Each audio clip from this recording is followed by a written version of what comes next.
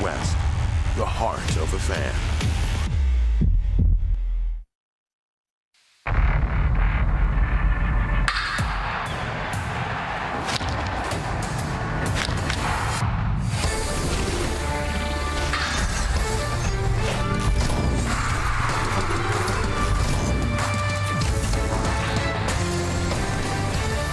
Rangers baseball tonight on Valley Sports Southwest.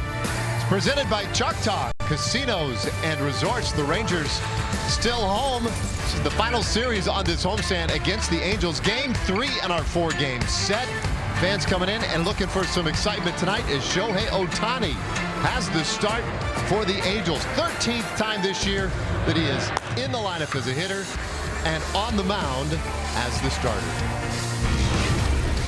Welcome in again, folks. I'm Dave Raymond with CJ Nitkowski. And yes, Shohei Ohtani is kind of the headline today, doing that thing that very few have ever done, which is pitch and hit in the game, at least at the level at which he does it, CJ. This is a special night. It absolutely is, and he continues to get it done, and in a big way. You mentioned not just that he's doing both, but that he's doing both at a really high level, and in the All-Star game as both a pitcher and a hitter for the first time that we have ever seen in our game's history. Now, the pitching lately, it's been pretty good. This is his last start against the Colorado Rockies, and Shohei Ohtani looked pretty sharp. He's got a great fastball averaging around 95 miles an hour with a split finger. Is a pitch, though, that we'll talk about a lot tonight. He has got a really good one, and so the Rangers will have some work to do. He is 5-1 on the season with an even 100 strikeouts so far. We take you back, though, to a couple of starts that he had against the Rangers, and Nate Lowe back on April 26th. No problem against Shohei Ohtani as he takes him deep to right field. We'd love to see a lot more of that tonight. But as we mentioned, Shohei Ohtani's been pitching pretty well here lately, so we'll keep an eye on that. But here we go with the 2 starts that he had against the Texas Rangers. A 1-0 record. Basically, one went pretty well, one did not, but that's the thing that sticks out. The 16 strikeouts in 9 innings. Yeah, well, the 8 walks are a story, too, or at least were for him in the early part of the season. We'll get into some of that a little bit later as well. Another item, though, we're keeping track of is, well, there was an opportunity at second base. Solak sent out. Andy Ibanez has taken over as basically the regular, and he has run with the opportunity. He's in the spotlight with Sarah coming up next. Rangers baseball on Valley Sports is brought to you by Choctaw Casino and Resort Durant. Expanding August 2021. Stakes raised. And Baylor Scott & White Health, changing healthcare for the better. Mr. Schmaltz, at MLB Network, you've done color commentary, game analysis, and demos. How do you juggle so many roles? It just comes naturally, I guess. The analyst of MLB Tonight, answering baseball's toughest questions. Claire, how do you know how much bling to wear before each game? What bling you wear during the game is a very important decision. You want to wear enough so you look good, but not too much where it slows you down on the base pass. Some diamonds are always nice, but on a sunny day, the reflection can get in your eye and make you miss a play. Thanks, Cliff. Very informative. The analyst of MLB Tonight, answering baseball's toughest questions. Only on MLB Network. You want that home run feeling? Then step in the box and let it rip. Get ready for the Major League Baseball Junior Home Run Derby, powered by at MLB Develops. Compete locally and swing your way to the 2021 Junior Home Run Derby Finals. Sign up for free at jrhrd.com.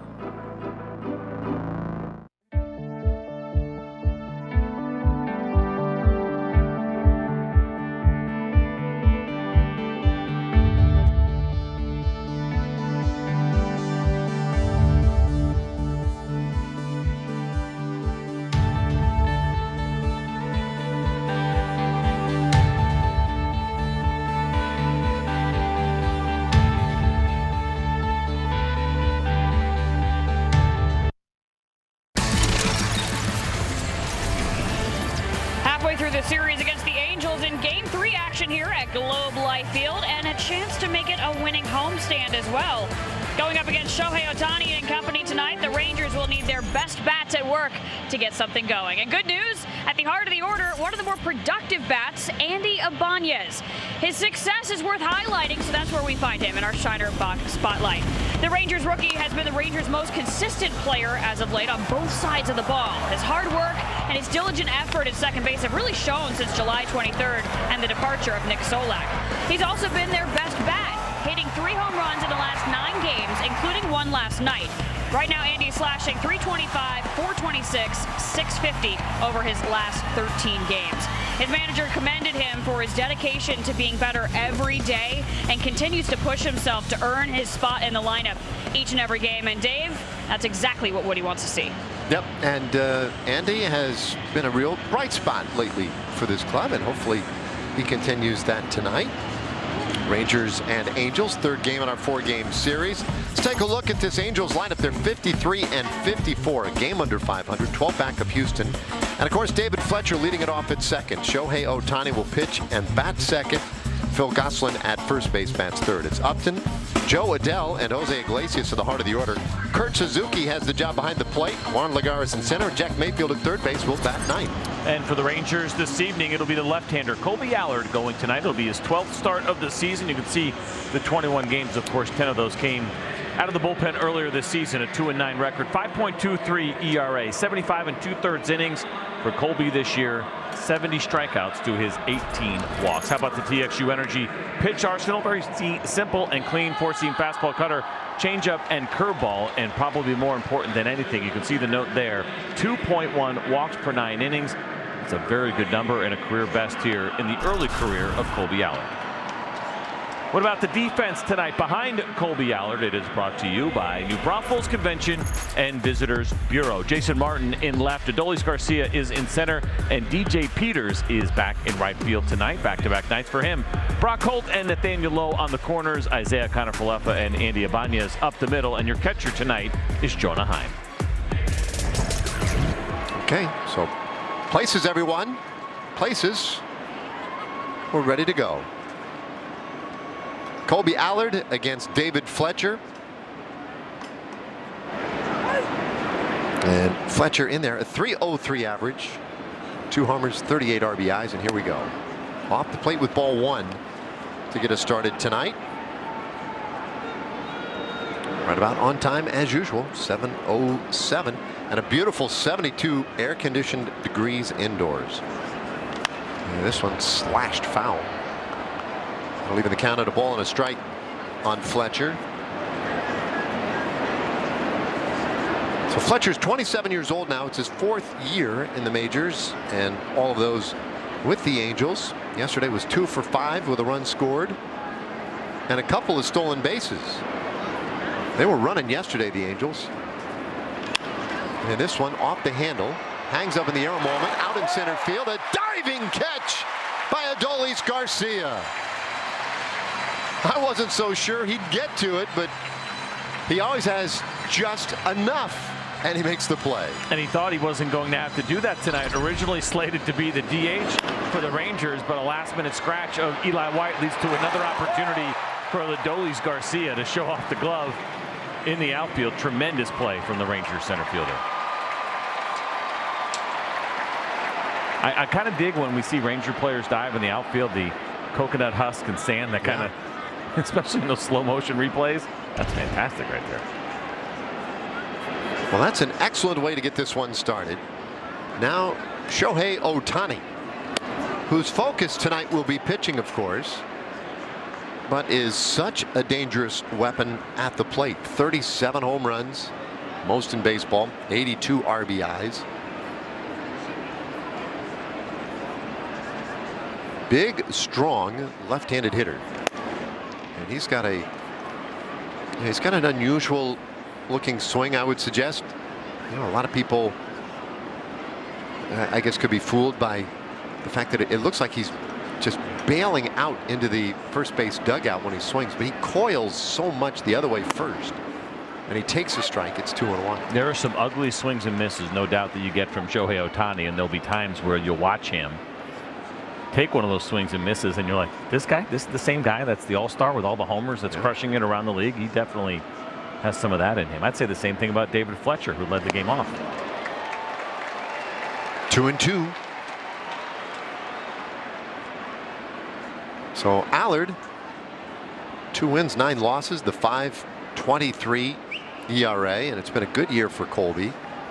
An outstanding job of working his way out of the bullpen back into the rotation. Just 23 years old. And he strikes out Ohtani looking. Beauty. Right on the outside corner. 2 away. We just told you about the command of Kolby Allard, how good it has been this season, and he paints a 4-seam fastball right on the corner. And when you see that little first movement from Ohtani, you talk about how he opens up a little bit. You can throw pitches like this with consistency. He would have a hard time getting to them with the way that he approaches, especially left on left. Excellent work from Kolby Allard here against Shohei Ohtani. Well, those are 2 of the toughest outs you've got to get in this lineup. And now Gosselin, and he'll take strike 1. 280 average this year, 3 home runs for the veteran first baseman. And getting on base better than 34% of the time, well above league average. He's been good for him. It's downstairs, 1-1.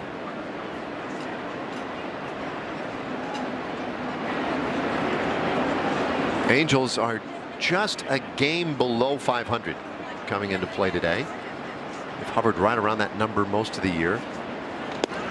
There's a strike. Another good fastball. 1-2. And that one looked like it might have been just a little bit in off the plate, but that's a call that Kolby Allard will take all night long if he can get it. A little bit of room on the inside to the right-handed hitters would be really helpful, especially because of that cutter he throws. And that is a pitch that he usually wants on the black, or maybe even a little bit off. And you can see him telling Jonah Heim where he wants that pitch with the old really slow head slide. Do you think anybody else saw it? No, I can't imagine anybody picked that up. No, I want to throw it away over there. It was very subtle. That's outside 2-2. Now, a lot of times what you'll do in that situation, it depends, each pitcher is different. But the idea of shaking when you don't want to pitch, but staring when you want him to change the location. And it looked like that Jonah Heim probably wanted to go in with the fastball. Allard did the little head point. No, I wanted it way over there. But sometimes a stare will deliver that message. Whoa! Little comebacker. Both the ball and the bat. And Allard, whew, yeah, that's right. Dodged that barrel and makes the play. And what a nifty first inning for the left-hander. All right, get your breath. Rangers coming to bat against Ohtani when we return. My new money goal? My new money goal? We've got money goals. Buy a place closer to my family down south. Invest in Black-owned companies.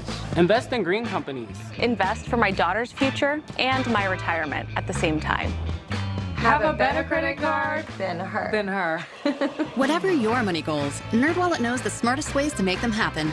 Compare and find the smartest credit cards, mortgages, and investing accounts on NerdWallet. For all your money questions, turn to the nerds. When we started our company, we simply wanted better sheets. But along the way, we've realized that softer, safer, organic cotton does so much more for the planet and for humanity. It helps your home become a force for good, because home is more than just an address. Home is our soul. Boll & Branch, organic sheets, bath, and home. Right now, try for 30 nights risk-free and get free shipping at bollandbranch.com.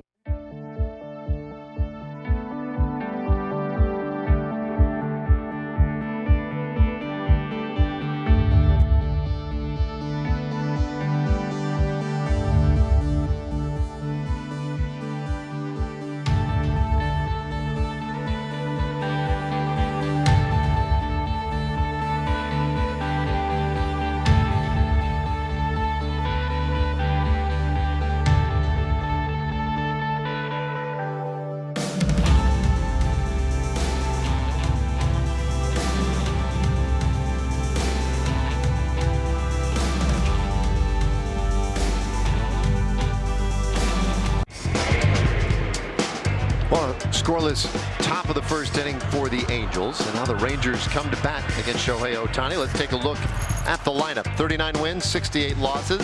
IKF leading it off at short. Low at first, Adolis Garcia in center field. Heim is the cleanup man tonight, catching. Andy Ibanez at second. Jason Martin starts in left. DJ Peters, second day in a row in right field. Brock Holt at third, and Curtis Terry will be the DH today, batting ninth. And it is Shohei Ohtani starting tonight for the Angels. This will be his 16th start of the season. Very nice 5-1 record, and we told you earlier the even 100 strikeouts to 36 walks so far this season. Well, his first offering, 94 miles per hour, right in there for a strike to Isaiah. Izzy with a .253 average, 6 homers, 35 RBIs. He has 5 hits on the homestand, and he takes off the plate. 1-1. For Ohtani, it's been 8 days since his last start, which is somewhat common as far as the way the Angels have handled him this season. He has not had 4 days rest in between a start all year long.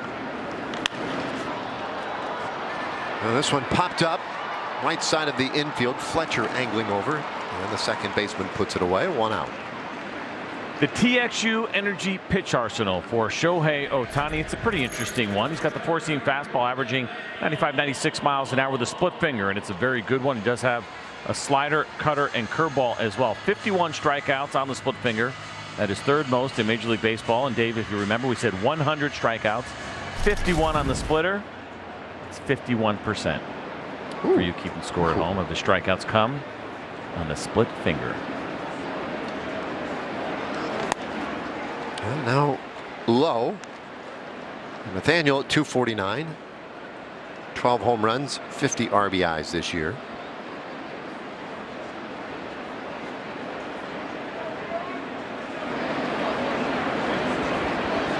We showed that highlight earlier of his home run against Ohtani, and that was here in this ballpark.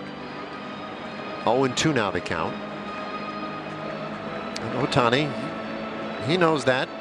He remembers. Rangers have handled him fairly well in the 2 times they've seen him. 0-2. Whoa. Ball 1. Look out. It's a 96 mile an hour four-seam fastball. It's one thing if the split finger gets away from you once in a while, which you would expect to see some wild pitches on that, but this fastball was extremely wild.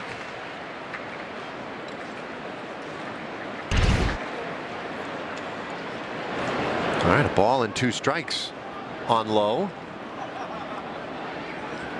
And this ball hit sharply past third and down into that left field corner.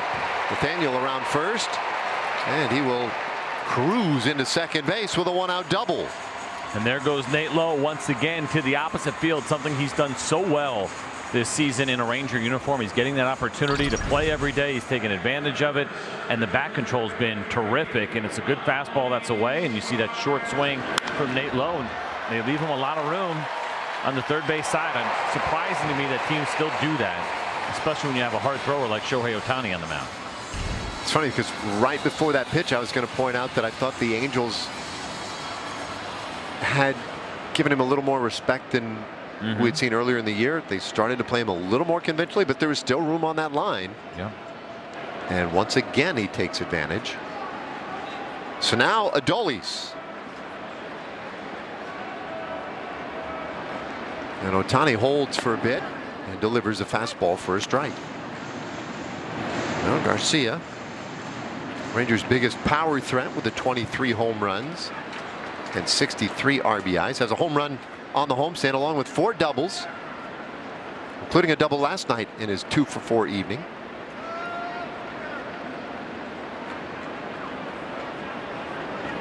One strike offering. Whoa, way outside. And heading to third base is Lowe on the wild pitch. I say wild pitch. It's possible. That is a wild pitch.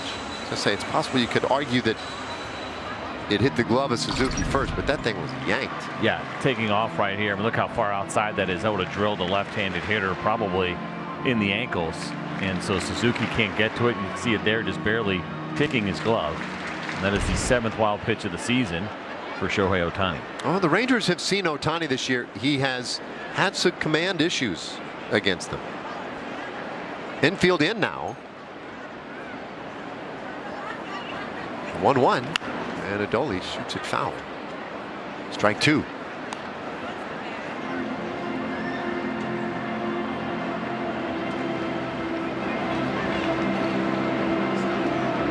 We showed the numbers earlier in the 2 starts Ohtani has made against the Rangers.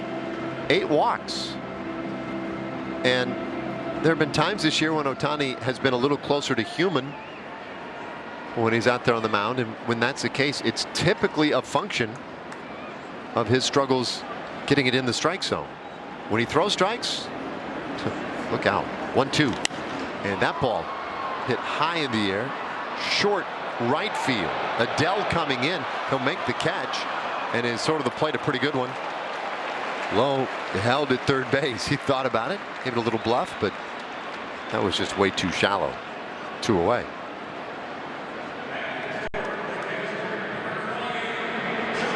Well, I'm with you. I think we first saw this off the bat of Garcia. I thought maybe it was going to be deep enough, but you can see where Adele ultimately ends up catching this ball. I'm not sure Nate Lowe would have had much of a chance against any outfielder, but especially with a good strong throw here from Joe Adele, absolutely no chance.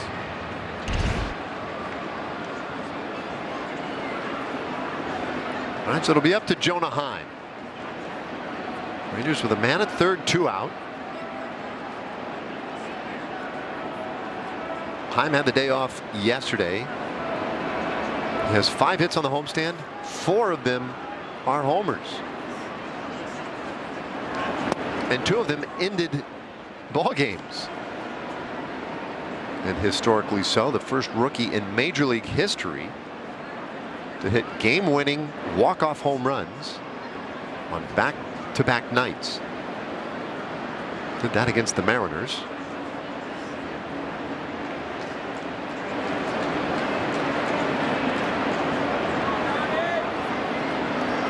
There's now 8 home runs on the year for him. That's a career high. Lowe walking down the third baseline, and that fastball is in there for a strike. 1-1. He's got plenty of opportunity, does Nate Lowe, and not a bad idea to take full advantage of it. Mentioned 7 wild pitches now on the season for Shohei Ohtani, the league leader. Dylan Cease has 10. But he's done it in a lot less starts and a lot less innings. So with the split finger especially, go ahead and take advantage of the fact that there's a shift on right now. If there's a ball in the dirt, Nate Lowe could very easily score. Heim takes a strike. 1-2.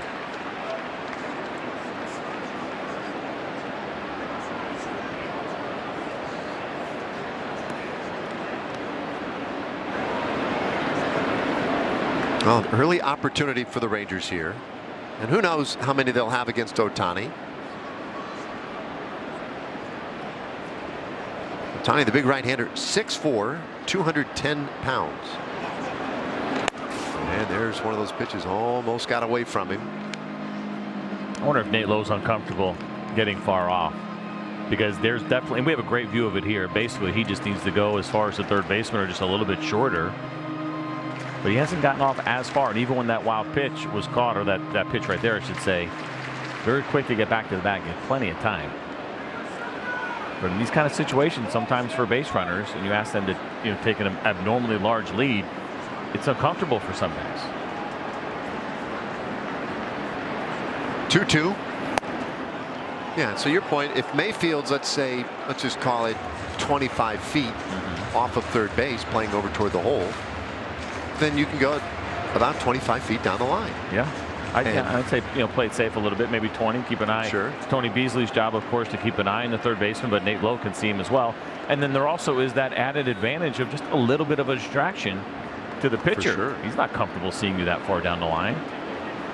He might hang a pitch because of it. Payoff. Heim hammers it foul. Look out up there.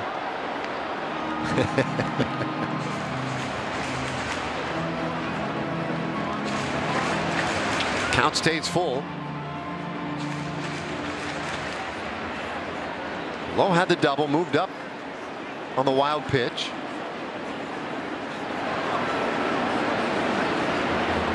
And Jonah's battled here, hanging in there against Ohtani. force him to throw an 18th pitch here in the first inning. And here it comes. That ball hit well out to right field. Adell goes back and he'll make the catch. Inning is over. Rangers leave a man at third. So an inning in the book so far tonight. No score.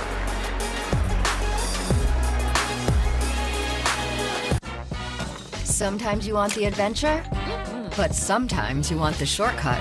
With Home Chef Fast and Fresh, all you need is a microwave or oven. And just enough time to heat, eat, and repeat. Who said food can't be fast and home cooked? Probably someone who never tried Fast and Fresh. Effortlessly create home-cooked meals like a pro with no prep and no mess. Delicious, meat simple. Get $80 off your first month at homechef.com. I wish I could try these glasses on first. Here, step into the future where everything is possible. Welcome. Here you can try on Warby Parker glasses using only your phone. Really? Wow, I like it here. And I like these.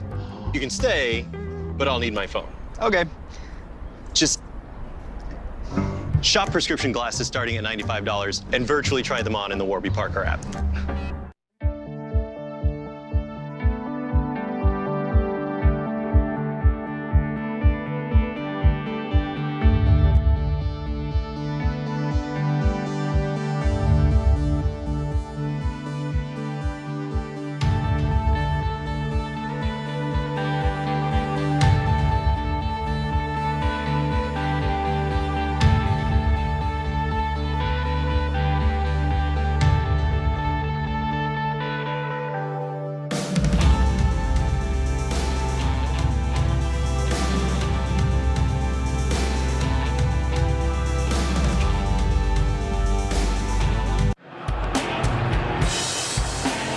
So good pitching to get us started tonight as we go to the second inning.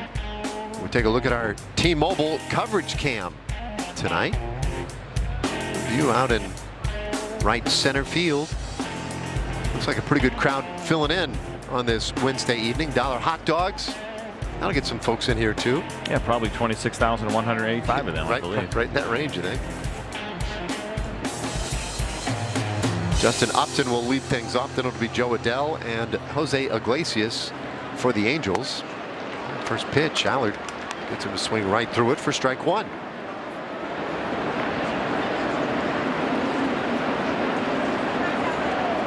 Upton took the opener off on Monday.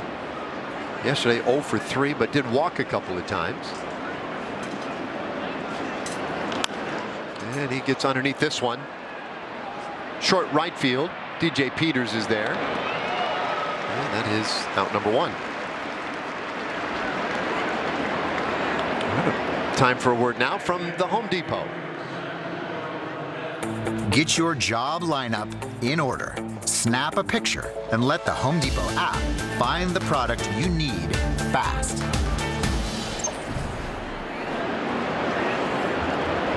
All right, one away. Here's Joe Adell. What a day he had yesterday. Got the call up. Really Monday. He was in the lineup Monday, but then couldn't get to the ballpark in time, so was scratched late from that game. Yesterday had the start, went 3 for 4. And that was his first game of the season up with a big club. We saw a lot of Joe Adell last year with the Angels in the oddball COVID shortened 2020 season. This one fouled away. 1-1 the count, but Adell's just 22 years old. He's one of the prized young players in the Angels system.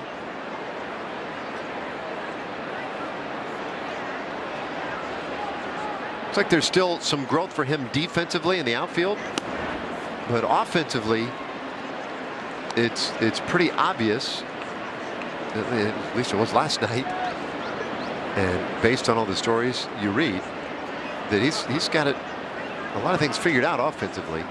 He's going to be a weapon. 22 years old, which is really young, and thinking about him trying to do it last year with everything that's going on with COVID, and to make your debut as a 21-year-old with such high expectations, probably a little bit unfair. No doubt some added pressure there. I mean, he's just one of those names that even if you don't follow prospects closely, you have heard his name over these last couple of seasons. He's one of the few, I think, that even in casual circles around the game you hear about. 2-2 pitch. And that just missed. Well, that's frustrating for Kolby Allard. That's a good cutter right there. To strike the entire way, just finishes off the plate. That's exactly where he wants it. But he expects a swing there, and maybe a broken bat, some weak contact. Adele did a nice job laying off that pitch. So he earns a payoff, and this one on the ground shortstop. Kiner Falefa gets it over to first quickly, and they retire Adele. 2 away. You don't have time to do it casually with Joe Adele running. So Isaiah gets his man, and now here's Jose Iglesias.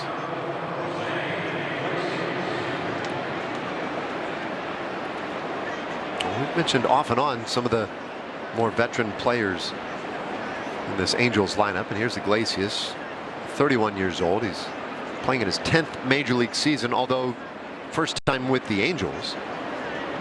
And he takes outside ball 1.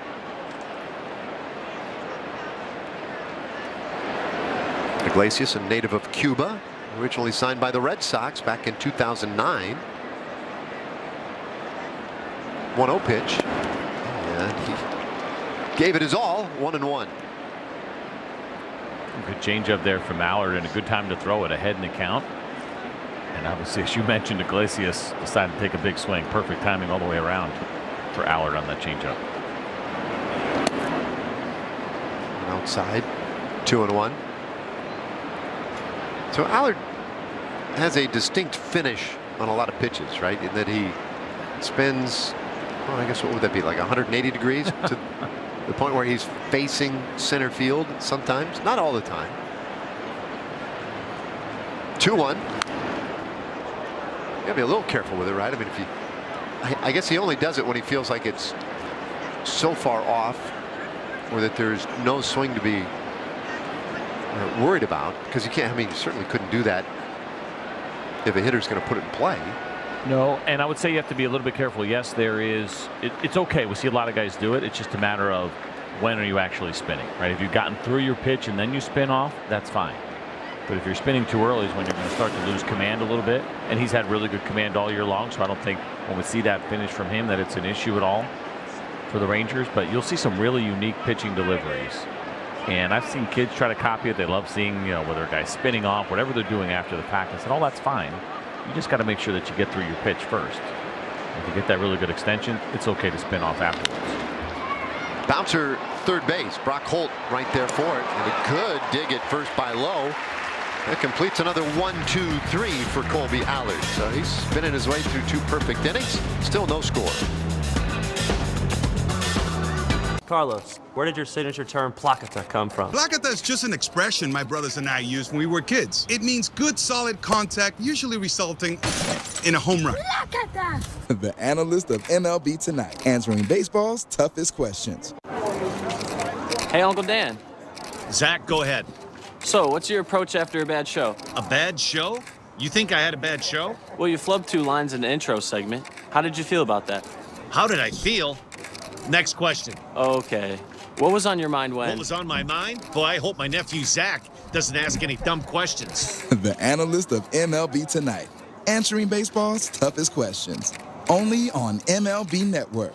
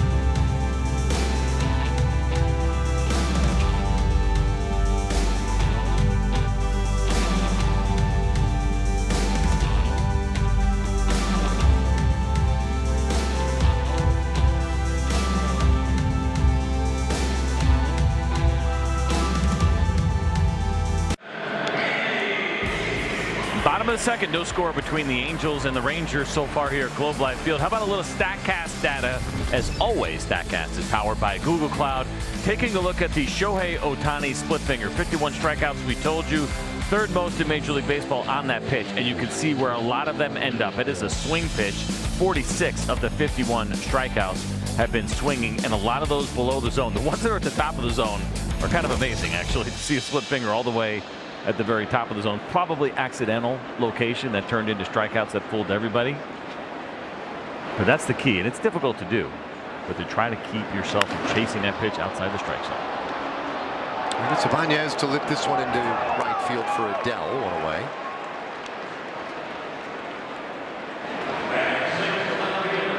The Rangers made Ohtani work a little bit there in the first inning to the tune of 18 pitches.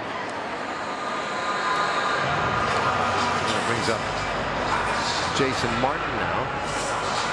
I guess Ibanez figured maybe he would surprise attack Ohtani there. Martin, 167 average. He's played 30 games this year. A couple of homers, 5 RBIs.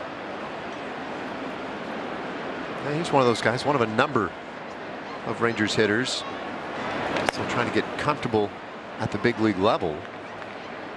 And there have been flashes of some of the upside for him, specifically the power. They hit 2 home runs. Okay, that's one thing. But you can see that there's legitimate raw power in that swing at times. And another fly ball to right field. That's 4 straight putouts out there for Adele. DJ Peters coming up. Let's check in with Sarah. Well, let's get to know DJ Peters just a little bit more. We talked a little bit about him yesterday, and as he walks up to the plate, one of the things he's talked about a lot is kind of how he's adjusted his approach at the plate. And one of the things he said is he really dove into film and used that as a tool to get a chance to remember what was going on through his mind in that moment and using his whole body to the advantage. And, you know, that's the biggest thing for himself. He's a very cerebral player, so him being able to see it on film was a huge tool for him. Yeah, it makes sense. And I think the idea whether, first of all, you're looking for flaws, that's part of the film process, and looking for maybe mistakes and things that you want to change. And then when you have film of what you're doing right, whether you're a pitcher or a hitter, I'm a huge believer in watching that as much as you possibly can. The positive part of it, what you're doing well, so that you're building up almost a memory, kind of bank of it and a base of it, so that you've seen it enough times where you're telling yourself, yeah, this is what I do all the time. This is where I want to be. Well, he hits this ball high in the air out to center field. Kind of a routine fly ball out there for Lagares. And how about a 5-pitch second inning for Shohei Ohtani? So he settles in. We're off to the third, no score.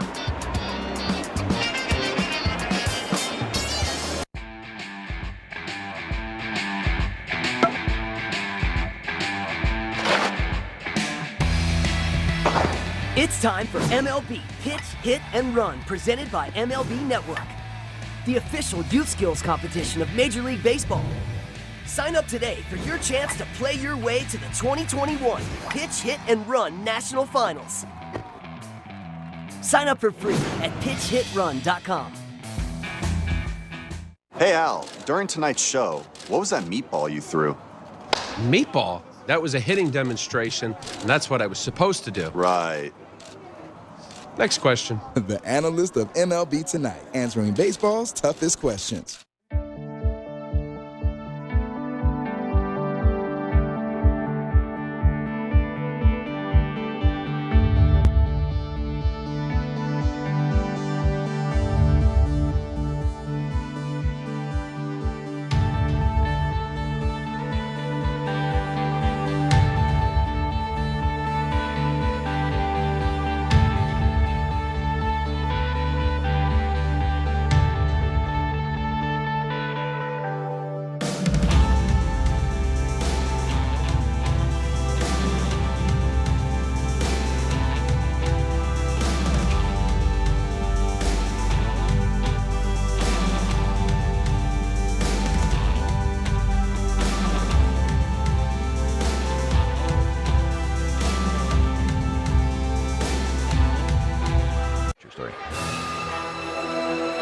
No score.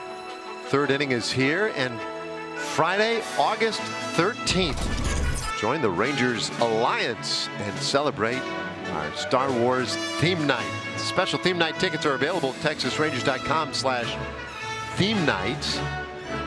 And these theme nights will get you a special Star Wars figure. So in context, it looks normal, right? They're trying to come through the net or whatever. But by itself, it doesn't. It looks a little strange. Well, bottom third of the order for the Angels. Kurt Suzuki leading it off, and he takes strike one. Suzuki, Juan Lagares, and Jack Mayfield in this third inning. Kolby Allard looks pretty sharp so far. 3 up, 3 down in both the first and second innings.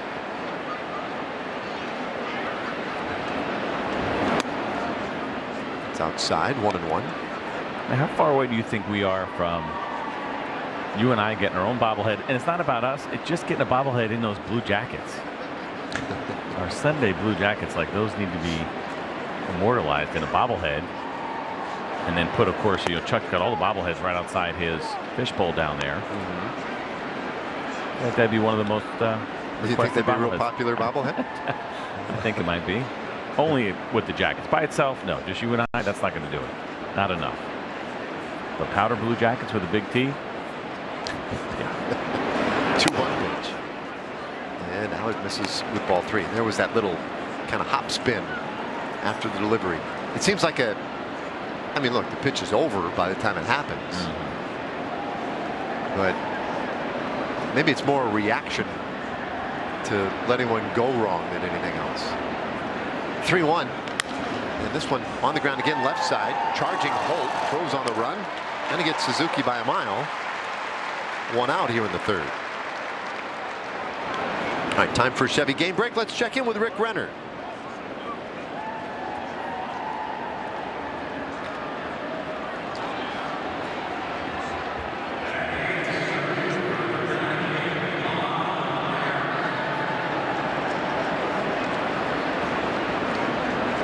Oh, indeed. So, big win for the Athletics today. And look at the wild card standings. A's right now with the wild card. Is this one lined up the middle to center field? Whoa!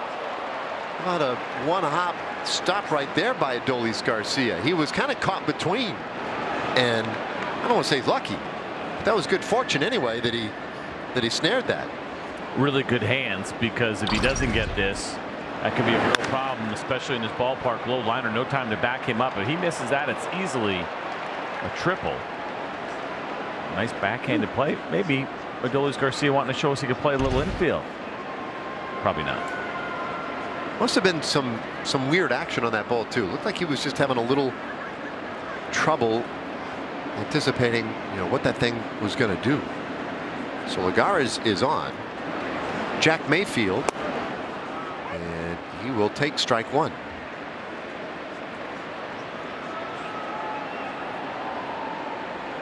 Mayfield 189 average, but a little bit of pop there. 5 home runs. He's a 9th place hitter tonight for an Angels team that has fallen on some tougher times offensively, despite yesterday's good effort. Yesterday they put up 11 runs on 14 hits. It was a veritable explosion for Joe Maddon's offense.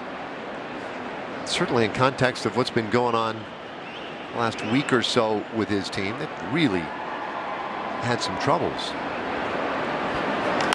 This one on the ground, and that one is through into right field. Base hit from Mayfield. So well, they got 2 men on here in the third inning. Nice piece of hitting here by Jack Mayfield. He homered in last night's ball game. This is a changeup from Allard, and one that stayed up a little bit. He probably wants that about 6 or 8 inches lower, and maybe this wouldn't be as easy to handle. You can see it nearly belt high there for Mayfield. Keeps his head down. He's got a lot of room on the right side and just drives that ball that way.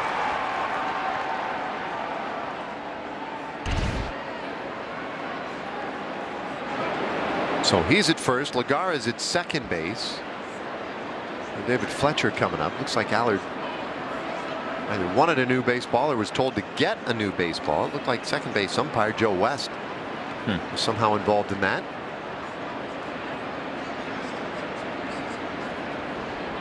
So I mentioned with David Fletcher, what a great contact hitter he is, and we talked about it a little bit last night. 90% contact rate. You can see with 100 singles leading Major League Baseball, you have to be a good contact hitter to have that many singles. That is the best in baseball. Nobody makes more contact with their swings than David Fletcher. And he lifts this one down the right side, foul ground, and not quite playable. Peters covered a lot of ground to get there, but couldn't quite make it. So talking about this Angels offense, and you compare yesterday's output, 11 runs, where in the previous 5 games they'd averaged 1 run. They were hitting 150 during that 5-game stretch, slugging below 200. Now, last night the numbers all appreciably better.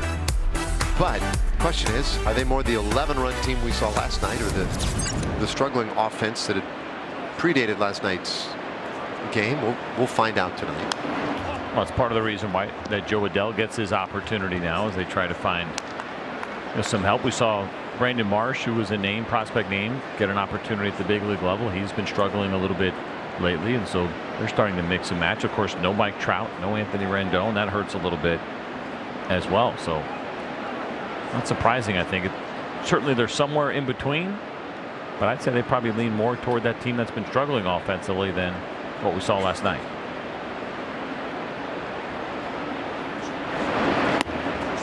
But outside, 1 and 2. You mentioned the contact rate of Fletcher, and well, he does put a lot of balls in play, and he does, even though he has that very flat swing, he does a pretty good job of avoiding double plays. He's hit into 3 of them this year. Allard, though, has done a great job, especially tonight, of getting the ground ball. So maybe he'd get Fletcher to put one on the infield for him. The 1-2. That one flared over to the right side. Yeah, I'd say it's interesting for a guy with a 51% ground ball rate in David Fletcher that he's only hitting 3 ground ball double plays, especially as a right-handed hitter. I think there'd be that extra opportunity to be able to get him on a ground ball to turn that double play. And, he's quick, but he's not the quickest. They got a lot of guys that are faster than David Fletcher.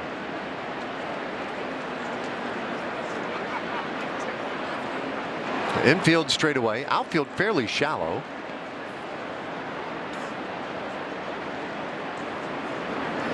Fletcher takes in. It's 2-2.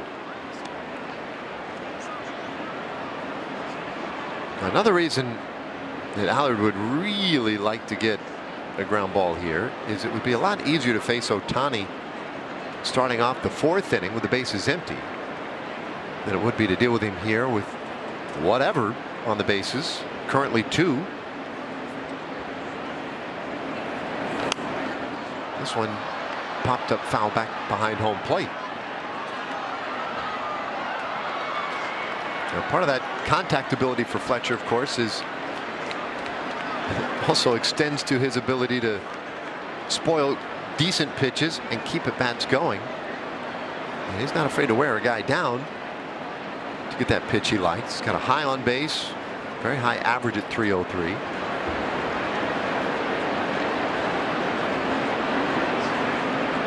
This will be the 7th pitch of this at bat, and he swings and misses, strike 3. So Allard punches him out, just the 2nd strikeout. So change up here and expanding the zone from David Fletcher, and as much as we've seen him and talking about the contact rate, you would expect that to be a foul ball, but instead, great job by Allard to get the swing and miss. That's a perfectly executed changeup. That's big. It's not an easy guy to strike out. Just the 43rd time this year that Fletcher has struck out. So 2 strikeouts in the ballgame for him. The other one was Shohei Ohtani in the first. He got him looking. How about that little note there at the bottom of your screen about Ohtani? In his 15 starts this year, he's homered in 9 of them. That's 15 starts as a pitcher. Not 15 starts as the DH or whatever. Well, there's so much that's fascinating about the idea that he does both, but I wonder a lot about the mental part of it. If you're not pitching great, not feeling great, does that translate also into the batter's box, right? If your body doesn't feel right on the mound, do you feel like crap when you're That one gets away. Uh-oh. And it gets a long ways away. The throw to the plate goes high, and it scores a run. Lagares all the way in from second base on a wild pitch, and the skipper's not in love with that one. He's not, and for Jonah Heim, it's going to be about the way that he threw this baseball. You can't find it's going to happen sometimes. Take a look, breaking balls in the dirt. He squares up, does the best he can. He just can't get over there in time, but he doesn't know where the baseball is. And that's Kolby Allard's job to let him know, and it took him a long time. Now right here, we'll see it after this. When he goes to slide and does finally see the baseball, he decides to just kind of flip it, and you can see how high that flip is. And again, you're panicking, you're trying to quickly find the baseball, but I think from that distance, we would rather have seen that kind of slide and throw overhand. I think they would have been able to get the out at home plate. So the first run of the ball game scores on a very wild pitch. And no doubt frustrating for Allard, but he cannot lose his focus here with Ohtani up there. 3-0 the count with a man at third, and this will be his 20th pitch of the inning. And that looked good. That's a strike. We saw this in last night's ball game. You can see it there on the Valley Bar. 7 of the 11 runs that they scored came with 2 outs. The 1 run across so far here tonight has come with 2 outs.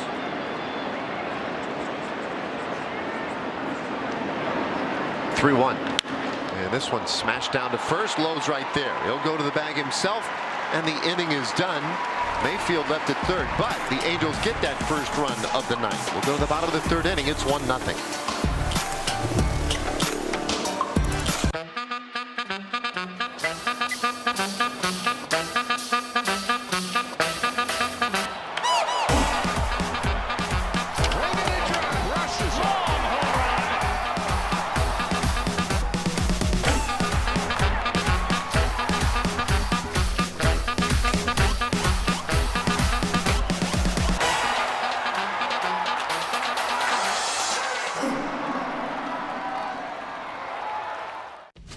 Hey, Pedro.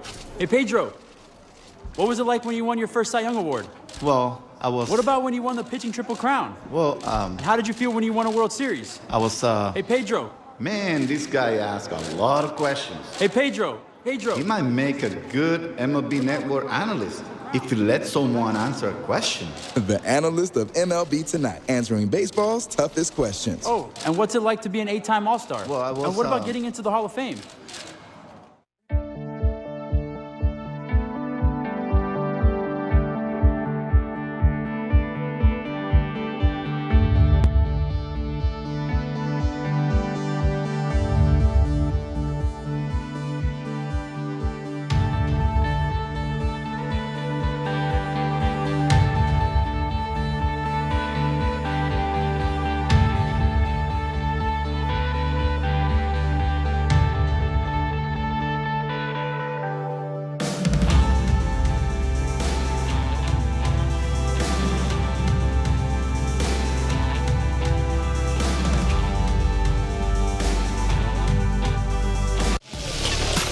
Rangers baseball on Bally Sports is brought to you by Choctaw Casino and Resort Durant. Expanding August 2021. Stakes raised. Well, back for the bottom of the third inning. Oh, man. Pretty cool with whatever's going on right now. Enjoying whatever's in that sippy cup, too, no doubt. Is that the same cup you bought at the... the Grand Slam team store? A few more ounces for me. Okay. But I wouldn't be opposed to that, and certainly less chance that I would spill.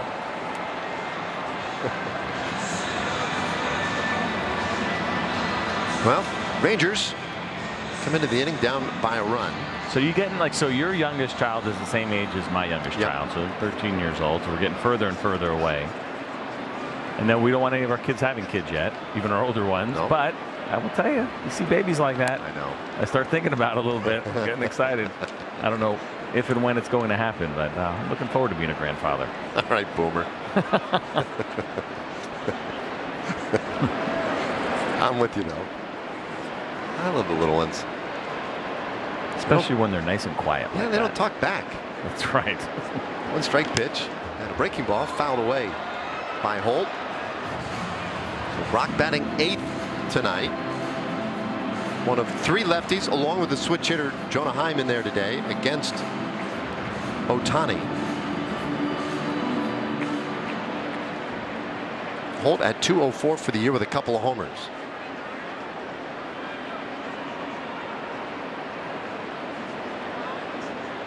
Ohtani very efficient last inning. Only needed 5 pitches to get through the second. So we'll see if the bottom of the order here and Kiner Falefa, if they try to make him work just a little bit more. 1-2 the count. Ohtani, mentioned a big, strong fella. 25 years old. And there's a foul tip into the glove of Suzuki. And so Holt strikes out. That was that split finger we're talking about. And this is a good one. And the reason that the strikeouts come below the zone is because it's so difficult to lay off this pitch because it's a strike most of the way. Good look at the grip. Strike, strike, strike, and then a ball at the very end. And Brock Holt was hoping that that ball hit the dirt, but it did not. Yeah, that's pretty good glove work back there by Suzuki. 1 out, and Curtis Terry, who was not in the lineup this afternoon in preparation for the game. He was slotted in very late. Had a late minute scratch of Eli White. White was in the 9th spot in the order and in center field. Scratch for some elbow soreness. That one in there for a strike, 1-1. So Terry slotted in as the DH. Garcia, who was initially the designated hitter, moved into center field. Interesting. Ohtani comes in with 2 sliders, or I guess cutters, to start off Curtis Terry.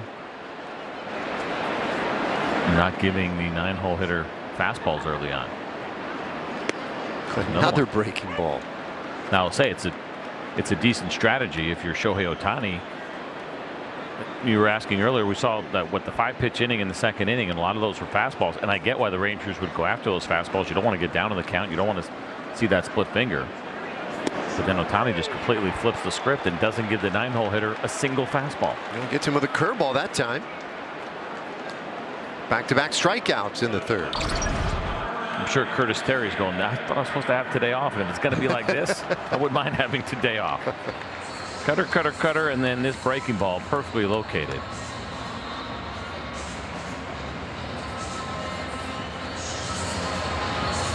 So 2 away now, and Kiner Falefa will be the hitter.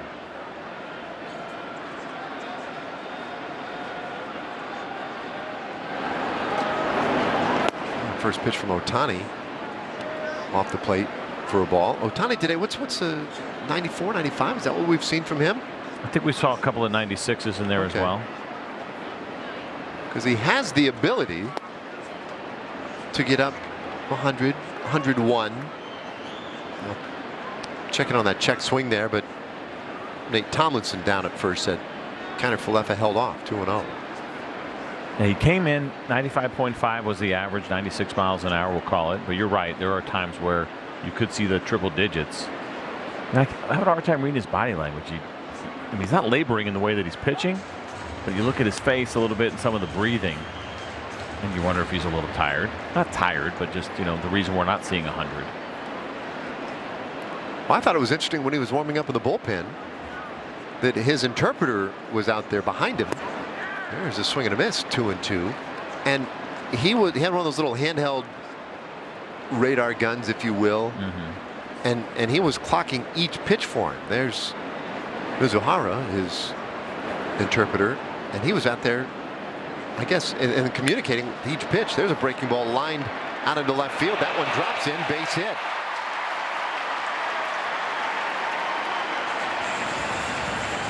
Kiner Falefa is aboard. Second Rangers hit tonight. Yeah, I'm with you. We were watching this and saw it on our monitors before the game. And I don't know if I've ever seen this before. You know, just the idea. Here's Shohei, and there's that what looked like that little pocket radar. And then he would let him know. 91. Yeah. Like, I have one of those pocket radars. They're like, you know, $90 or something off Amazon. What have you hit so far? How's your best fastball? 57. Really? Yeah, it was windy. I was throwing with the wind. It was great. Got a running start. Yeah, it's interesting. I wonder why he would be so curious to know that every single pitch while he's warming up. When he's not going 100%, he doesn't have game adrenaline. I've never seen a pitcher care about that prior to a game. But as I was mentioning, I mean, he has that 101 in there. He's done it before, and he's, you know, well shy of it tonight. So, you know, maybe he's just saving it for later, winning if he needs it in a big spot. I don't know. Yeah, 93 to 96 has been the range tonight on the four-seam fastball. But I mean, with him too, remember, of course, this is the most that we've seen him pitch. And coming off of, didn't pitch last year, right? Coming off the Tommy John surgery. Been a lot going on with him this year. You could see where there would be some fatigue as we start to get to this point in the season with Shohei Ohtani. Well, I mean, yeah, he didn't pitch all of 2019. Last year, he threw a total of an inning and 2/3, so not very much. And even in his first year in 2018, he only threw a little better than 51 innings that year stateside. So this absolutely is his biggest year in terms of workload. Even going back to his time in Japan, I don't know, 150, 160 innings where he topped out. 0-2, and that's fouled away. You know, I mentioned the Angels, and understandably so. They've been very careful with the day's rest, how often they're using him. He has not had a start this year where it's been a standard 4 days rest. Of the 15 that he has made, 5 have come on 5 days rest. 6 or more days, including today. It's been 8 days since he's last pitched. It'll be 11 starts now with 6 or more days rest in between. His numbers, however, with the shorter rest, are actually better in those 5 games. 2.61 ERA compared to 3.31.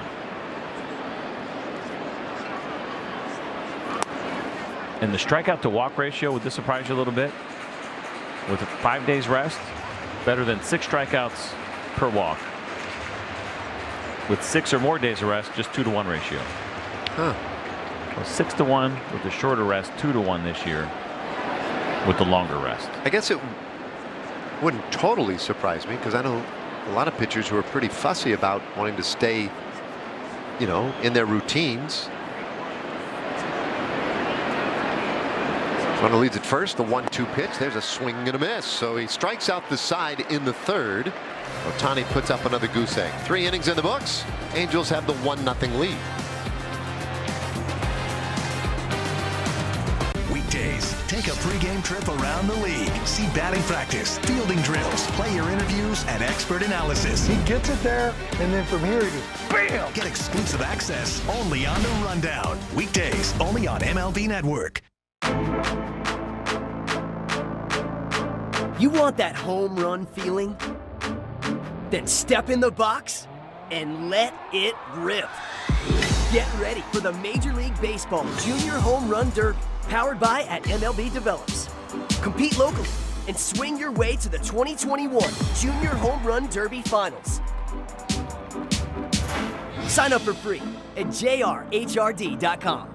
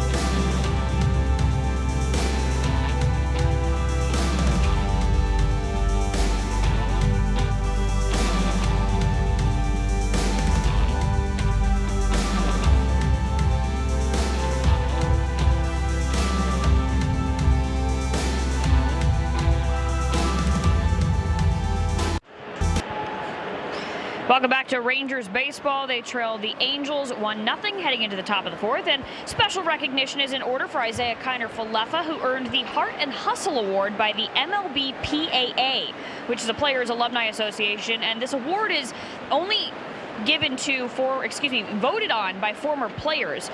So it's given to one player from each team that demonstrates a passion for the game and best embodies the values, spirits, traditions of baseball, both on and off the field. And Isaiah is definitely deserving of that. He is, I agree. And watching him in the way that he plays the game, you look for those guys on your club. And not only that he does that, that's who he is. I mean, he's wanted to be that guy, right? I mean, go back to the conversations in spring training that we heard from Isaiah Kiner-Falefa and talking to him about what he expected from himself this year. And he wanted it all on him.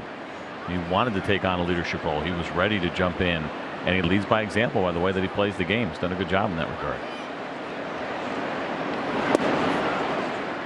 One in there for a strike on Goslin. 3-4 and 5 hitters up this inning for the Angels. They have the 1-0 lead tonight. And that one off the handle foul. So Allard hanging in there. But for a wild pitch that got lost, this would be a tie game. It was a wild pitch that Jonah Heim just couldn't find. And it allowed Juan Lagares to score all the way from second base. 1-2 pitch and a breaking ball. This one high in the air out to right. Peters waiting on it. And that's out number 1. Speaking of Isaiah Kiner-Falefa, we're looking forward to Saturday, August 14th. The first 15,000 fans are going to get the IKF Gold Glove bobblehead presented by Coca-Cola and Kroger. Tickets are available at TexasRangers.com. Whoa. Now that's a pretty nice looking collection right there. Chuck Morgan public address booth, and out front of it he's got these great glass-in cases of all sorts of memorabilia and stuff that he's collected. Little bouncer at third base. Bare hand Culberson, not in time though to get Upton. It'll be an infield hit for Upton. A really great effort here from Brock Holt. You see him playing deep, and he knows that he's got a bare hand. It's going to be his only chance, and makes a pretty good throw, but Upton is able to beat it. Just not enough time on this play.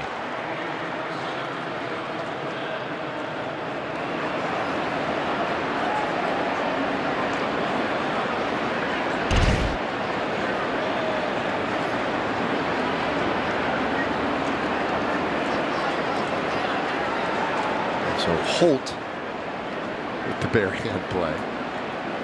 Joe Adell, the hitter here, and he's grounded out already today. Fouls this one away.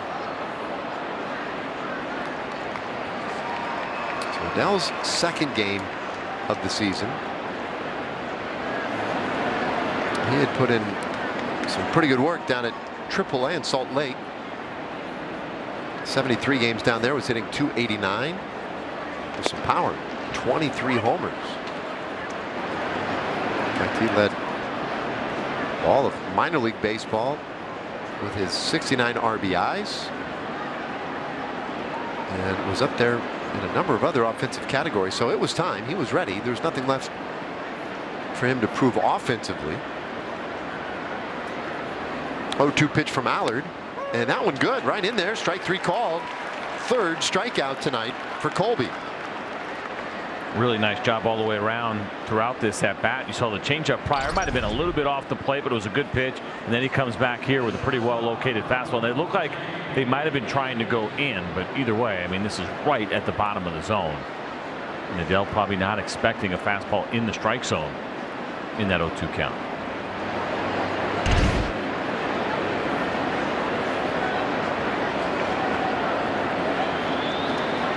All right, so 2 away now, and that one finds the outside corner for a strike to Jose Iglesias. Iglesias grounded out in the second inning, but he's been a handful for the Rangers. The tune of a .375 average this year, and he hits this in the air down the right side, foul. And well out of play. Oh.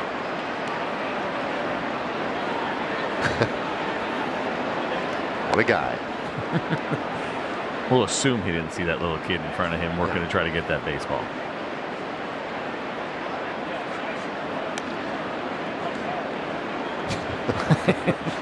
Yeah, hard to pick him out.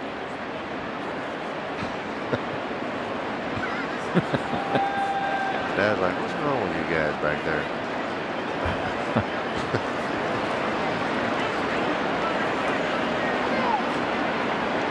Time called now. Iglesias backs out. He's probably wondering the same thing. How did they not give it to the kid? 1 run, 3 hits for the Angels. No runs, 2 hits for the Rangers. Here it comes. Yeah. It's right where he wanted it. It was just well off the plate.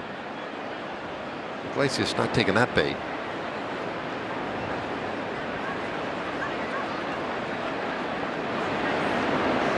Pretty decent crowd here tonight on a Wednesday night. Taking advantage of the Dollar Dogs. And that ball smashed just foul. Wow. Holt was right there on top of it. And so too was Nick Lentz, third base umpire. That was really close. Yeah, it was. It's a breaking ball that's inside, and more often than not, that's about the only place you're going to be able to hit that as a right-handed hitter, hard right down the line. But that was about a foot foul. And that's the thing with Kolby Allard, because of that cutter against right-handed hitters, this is where you want your third baseman playing, kind of hugging that line a little bit. If you do locate your pitch and they keep the barrel on it, that's where you want your third baseman to be playing. Another foul ball, similar area down that right field line, but this one doesn't quite reach the seats.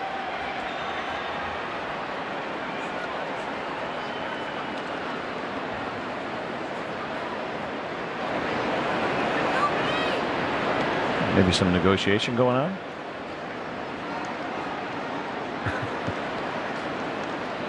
One of those guys on TV messing with me. Giving you a hard time for not giving the kid the ball. just to be clear.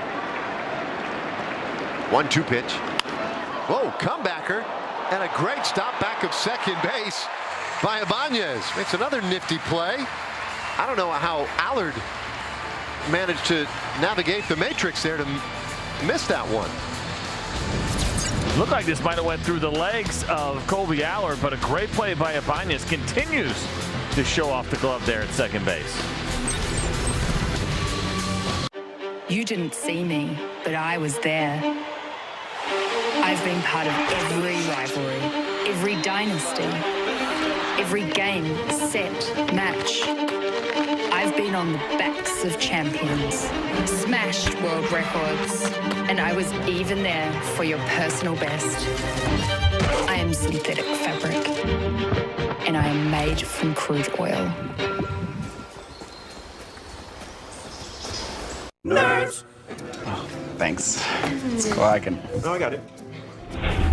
Sweet unholy cobalt. Is Brad's car better than mine? Better sign-up bonus? Better travel perks? Is that how Brad took that trip to Barcelona? Wait, Barcelona? Barcelona? Steve, I got it on NerdWallet. Ah. You said all that out loud. Want a better credit card? We've got you. From the best rates to the best rewards, for all your credit card questions, turn to the nerds.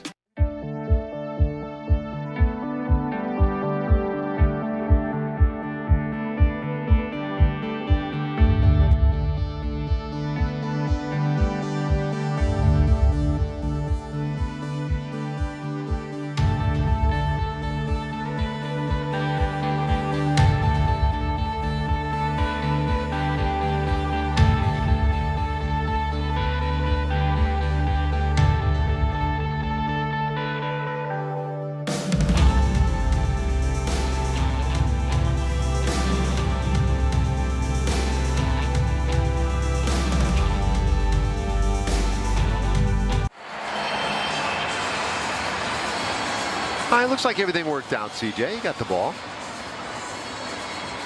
Kind of negotiations may have taken place there. Look at our Choctaw marquee matchup tonight. And you got a couple of guys who can really bang the ball. Shohei Ohtani leading Major League Baseball with 37 taters. And Kolby, 23 to lead the Rangers. And now they'll square off. Can't wait for Garcia to pitch to Ohtani later on. That'll be real exciting. I would like to see that. Dolly's 0 for 1. Flew out in the first inning. And there's another one that gets away from Ohtani. 96 with a fastball there.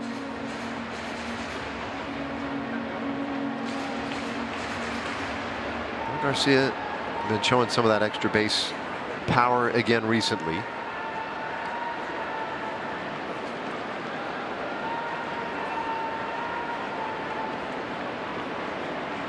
Mentioned earlier the double yesterday, and that's outside. 2-1. So take a look at this with Shohei Ohtani. Times through the order, it does not get any easier against the big right-hander. Great numbers first time through, even better that second time through, and the on-base percentages are low. The OPS is low. Now he doesn't get to that third time a ton, but first and second time through about even, and then those numbers get cut in half as far as how many batters he's actually faced third time through the order. Of course, that has a lot to do with what the Angels are doing with him and trying to monitor those innings. However, his last 3 games, 7 innings, 6 innings, and 7 innings. Yeah. So he has been going a little bit deeper lately.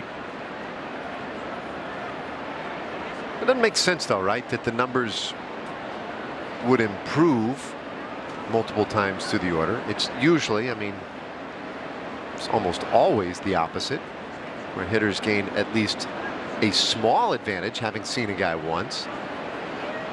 2-2, and that's why. So why would he, what is it that would make him better the second time around? Well, his strikeout numbers go up too, and so I think it is the depth of the repertoire with him and the way we kind of watched him as an example navigate that second inning, and it was just a few pitches and a lot of fastballs, but all of his secondary pitches are really good. The batting averages against them, splitter, it's under 100, 086 batting average against. The slider 196, the cutter 196, the curveball, he doesn't throw that a ton.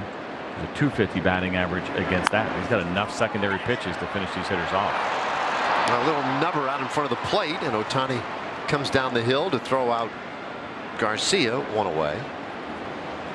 So I mentioned the last 3 starts and how he has gotten deeper in the game. So TXU Energy brings you these numbers over those 3 starts: a 1.35 ERA, 20 innings pitched, but the big one, 17 strikeouts to just 1 walk for Shohei Ohtani. And based on what we saw earlier in the season and some of the struggles that he had filling up the strike zone, I think we would have been shocked to see a 3-run stretch like this for Shohei Ohtani, and he's been good here again tonight. He's got 3 strikeouts and no walks up to this point. How about that last little dribbler by Garcia? That was his first ground ball out today. Everything. Yeah, interesting. Well, I would say, yeah, I mean, and that's the thing. So the 4-seam fastball, generally not a ground ball pitch, although he gets a pretty decent amount of ground balls with it. But his other secondary pitches, you know, he's overall 47% ground balls. So it's been a good job by the Rangers at least trying to get the ball in the air against him, even though we've seen some of those weaker flyouts. How about this? 98 miles an hour, maybe feeling a little bit better as he's going along here. Shohei Ohtani. So he's just warming up is all.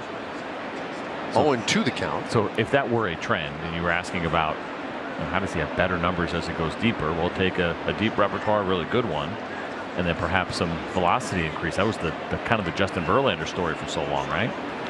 We'd see him gain velocity as the game would go on, which kind of defies everything else we usually see from pitchers. You know, and it's blurring on me a little bit now. We've seen him pitch twice against the Rangers, once out in LA, once here prior to tonight, and then you occasionally catch games on TV. But there was one game where he was at the end of the ball game. I don't think it was against the Rangers. 1-2 pitch. That's outside. And I mean, he was getting himself in a mess of trouble. And then as I recall, you know, it was like the 6th inning or whatever. And he did rear back and bring whatever it was, 100, 101, to finally put a tourniquet on whatever was going on in that inning, get out of it, finish his night. And I remember thinking, like, geez, he's got 100 plus left at the end of the night. And so maybe that is sort of how it goes. It's certainly been the trend tonight. He seems to be gaining just a tick of velocity with each inning. Breaking ball, and that's down low. Good job by Heim to lay off. Full count. And I'd be curious to hear his thoughts on pitching inside I don't mean inside the hitters, but inside with a roof and controlled temperatures, knowing that's what he did in Japan all those years for the Nippon Ham Fighters, and playing in a dome, and so many dome ballparks over there. Not all of them, but a lot of them. So as far as how his body feels when he's pitching inside, listen, he's pitching in Los Angeles at home. You might as well be pitching inside because it's pretty much 72 degrees or around there for every game anyway. Breaking ball, and Heim got underneath this one. Didn't quite square it up. Lagares is there, and that is out number 2. He's taking some good swings, Jonah, and that one just missed. Brings up Andy Ibanez. Well, we'll see with Ibanez. He swung at the first pitch in his last at-bat. And going back to the idea of trying to get to the fastball because the secondary pitches are so good. It makes sense, but Andy Ibanez, that's just kind of a trend for him anyway. Go back to July 28th, and he's been swinging a pretty good bat. He's seeing less than 3 pitches per plate appearance, 6th fewest in the game. And he goes right after the first offering. This one in the air out to Upton and left. And it's another 1-2-3 inning for Shohei Ohtani. 5th inning, just around the corner. It's still 1-0. I was super nervous to have this conversation about experiencing erectile dysfunction. I didn't want her to think for a single second that it had anything to do with how much I loved her, how beautiful I think she is, because it couldn't have been further from the truth. And what started as a conversation that I was super nervous to have ended up being one that I couldn't be more grateful that we did. It just unlocked a whole new level of trust and intimacy. Just be super open, super honest, and it's going to be an amazing conversation. It's not just because Boll & Branch organic cotton sheets are incredibly soft. They are. And it's not just that they're free from toxins and made by people who are paid and treated fairly. That's true too. It's because home is where the magic happens. And with better sheets made in safer ways, home makes the world a better place. Boll & Branch. Right now, try for 30 nights risk-free and get free shipping at bollandbranch.com.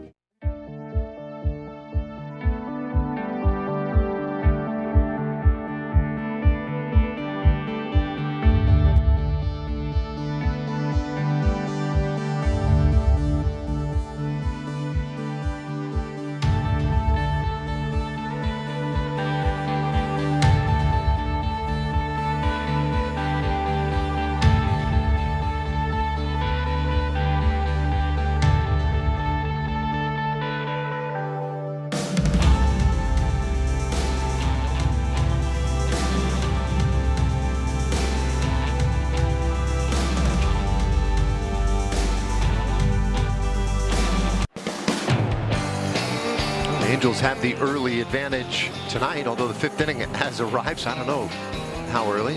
And well, today the news came out, the team's releasing their schedules for next season, and opening day next year at home.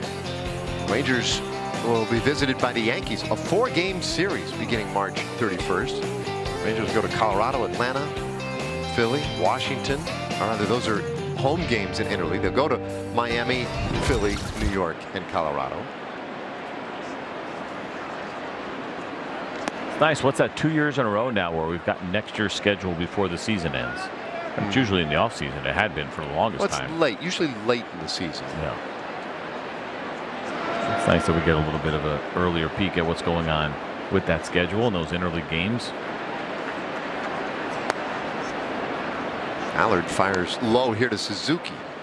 And the excitement potentially of the return of Joey Gallo for that opening series against the New York Yankees. Now Joey's got 1 more year of control.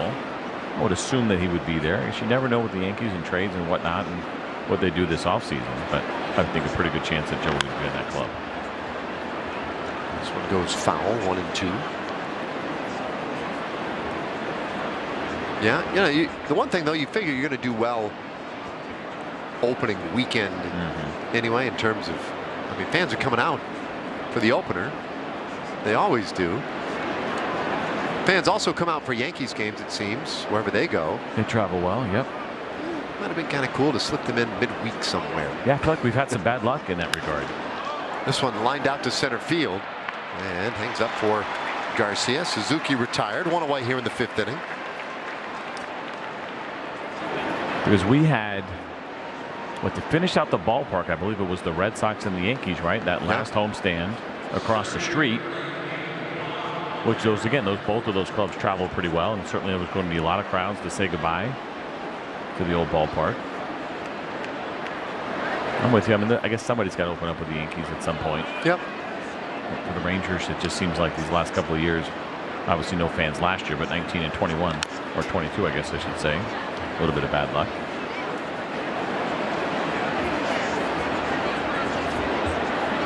Well, Juan Lagares, he's the 8th place hitter. He has scored the game's only run. He scored from second base on a wild pitch. That's the game right now. And he takes up and away. 1-1. He has one of the 3 Angels hits in tonight's game. Angels trying to get back to 500. They're a game under coming into play today. And this one pops straight up on the infield near second base. Ibanez wants it. And there are 2 gone. All right, we slide over a moment for Choctaw Casinos and Resorts. Want to make your own big plays? We'll see you at Choctaw Casinos and Resorts, exclusively for everyone. All right, 2 away for Jack Mayfield. He had a base hit in the 3rd inning.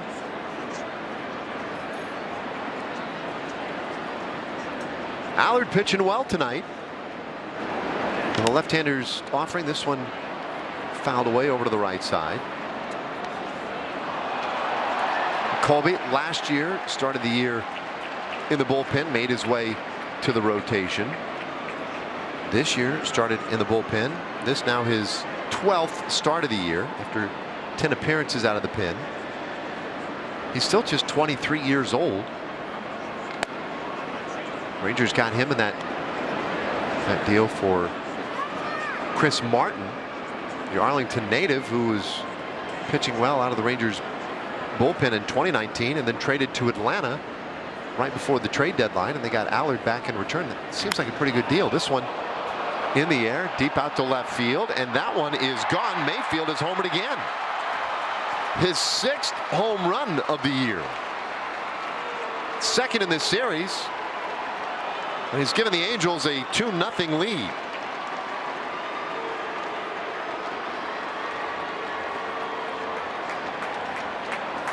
Pretty amazing to see this out of the 9-hole here from Jack Mayfield on back-to-back nights. 4-seam fastball from Allard. They're trying to go in. This one leaks over the middle of the plate, slightly elevated. And Mayfield all over it. Kolby Allard has done such a nice job tonight locating that fastball in to those right-handed hitters. He's been very consistent. And that one he misses, and Mayfield makes him pay. That's 6 home runs now in 17 games with the Angels, so they've got to be pretty pleased with what they've seen from Mayfield. 2 outs, and David Fletcher 0 for 2 so far tonight. He's flied out to center, struck out swinging in the 3rd inning. Allard off the plate, 1-1. 2 outs again. Yeah. For the Angels continuing to make that happen. And I don't think it's, a lot of times you'll talk about either 2-strike hits or 2-out runs and kind of get into the concentration factor sometimes for pitchers. I don't think that's that at all here in the case of Allard. The one, of course, was on a wild pitch, and then a fastball that just missed location. Fletcher down the left field line. That could be trouble. Right near the corner and bangs off the fence.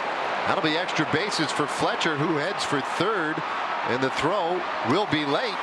A 2-out triple for David Fletcher, his 3rd of the year.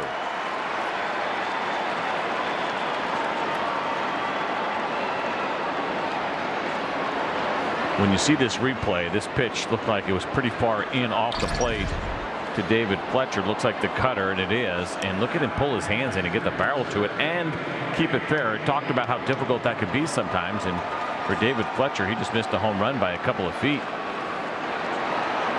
This is an easy triple. Even started pulling up a little bit at one point. It's an impressive job of hitting. That ball is probably 6 inches in off the plate. And he still kept it fair. Yeah, boy, that just missed getting out. And I should correct myself. His second triple of the year. So he's 90 feet away for Shohei Ohtani. Ohtani struck out looking in the first. He grounded out in the third inning. And he hits this ball a ton, but straight up in the air out to right. Peters read it perfectly, waits on it, and that will do it in the fifth inning. But the Angels do add a run on the Mayfield homer. Halfway to the house tonight. Angels have the 2-0 lead. Wake up for a full day of baseball on MLB Central, featuring an all-star lineup of hosts and a colorful cast of guests all season. The fun never stops on MLB Central. Weekday mornings 10 Eastern, only on MLB Network. Hey, Uncle Dan. Zach, go ahead. So, what's your approach after a bad show? A bad show? You think I had a bad show? Well, you flubbed 2 lines in the intro segment. How did you feel about that? How did I feel? Next question. Okay. What was on your mind when... What was on my mind? Boy, I hope my nephew Zach doesn't ask any dumb questions. The analyst of MLB Tonight, answering baseball's toughest questions. Only on MLB Network.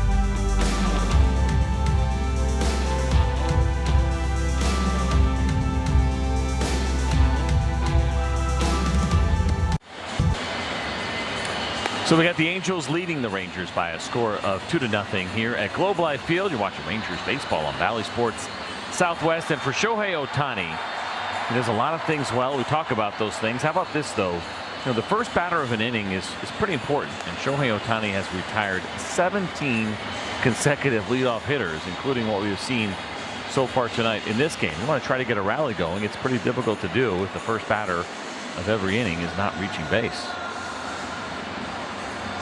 Well, he does a lot of things well. And so far tonight, he's been in complete control. Gave up that double to Lowe in the first inning. The base hit to Kiner Falefa with 2 out in the third. That's it. We got Jason Martin, DJ Peters, and Brock Holt here in the 5th inning. A little more time to warm up as he made the final out last half inning.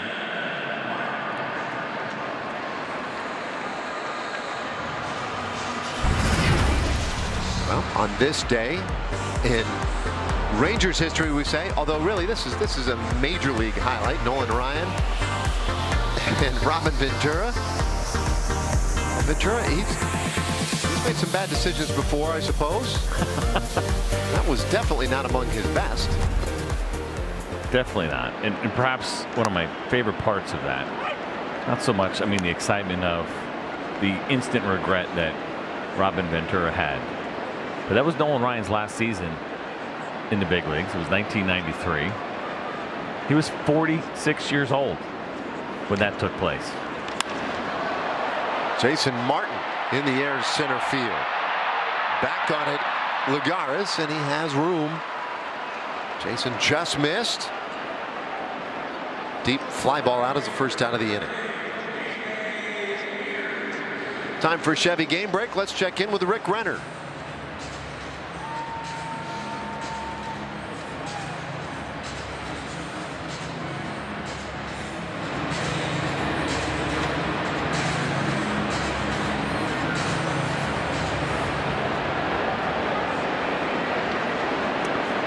Pretty good swim move. I'm always impressed when guys do that. I have no chance. First of all, the head first slide would hurt like crazy to begin with. But then the frame of mind and to be able to stop your left hand the way that he did in that spot. And then as a catcher, you feel like such a fool, right? You feel like you got a guy by a mile, you just got to tag him.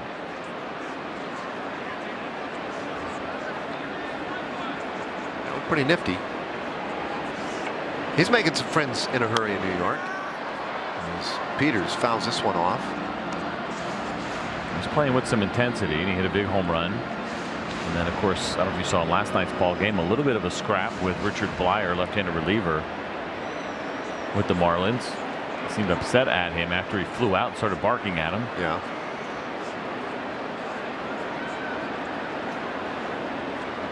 But the Mets are slipping a little bit. The National League East is starting to become interesting. There's a chance that Jacob deGrom might not pitch again this season. We will see. They got to wait 10 days before they can do another MRI. And even if that's clean, it's going to be at least a couple of weeks after that. They probably lost him for at least this month, if not longer.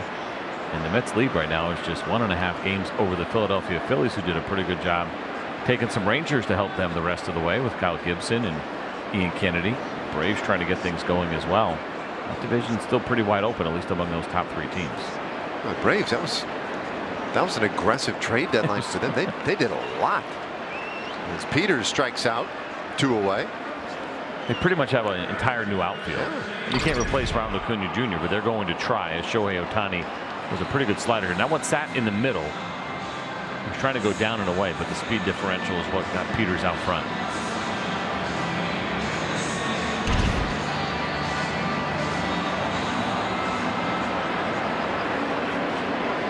Brock Holt now. 4 strikeouts so far tonight for Ohtani. And Holt lines that one foul. 0-1.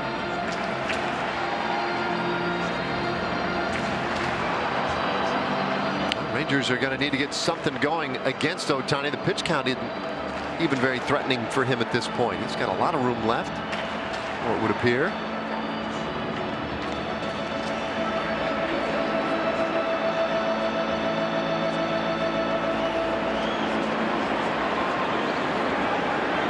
You knew coming in that the centerpiece of this game today was going to be Shohei Ohtani.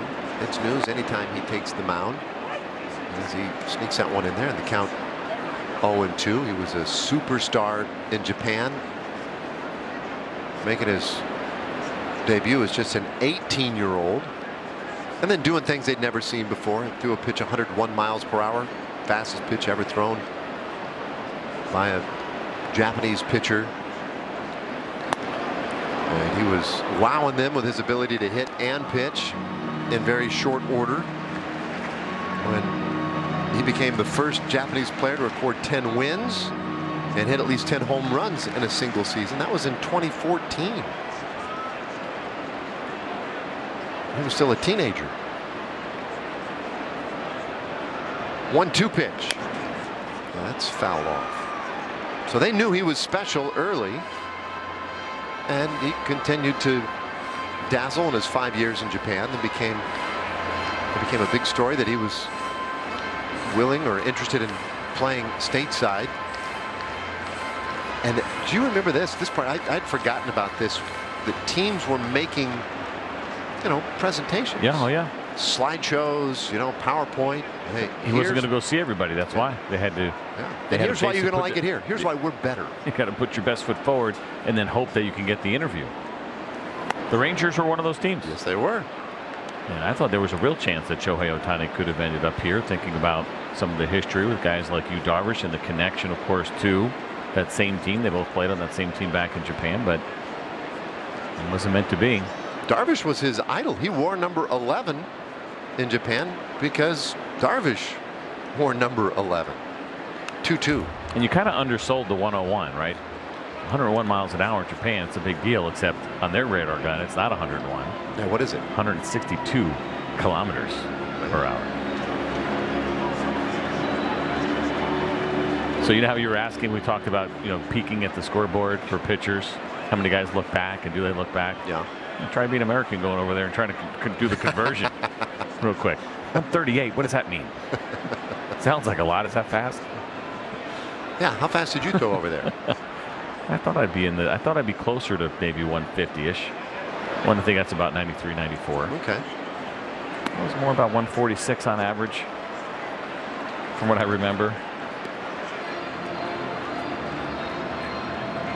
Well, that one misses to Holt, and Ohtani, who lately has done a much better job of limiting the walks, has gone 3 balls here to the Rangers' 8th place hitter. Has not issued a walk yet tonight.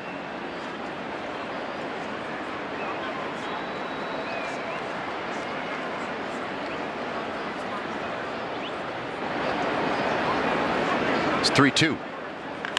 And this ball ripped down the first baseline. That one headed up against that wall and rattles around out there. Slows down for Adele. Holt with an easy 2-out double.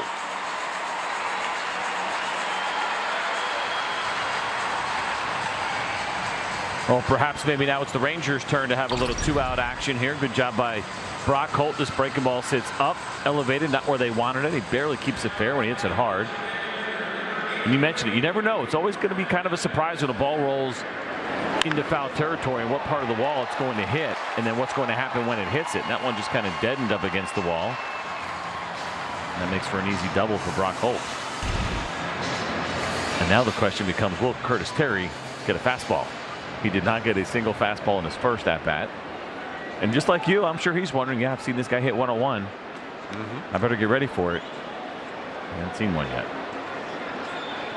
Ohtani threw 1 fastball in that entire inning. Forget Terry's at bat. He only threw 1 in the inning. Struck out the side. He looks at second. Holt trying to distract him a little bit. And there's that slider to Terry for strike 1.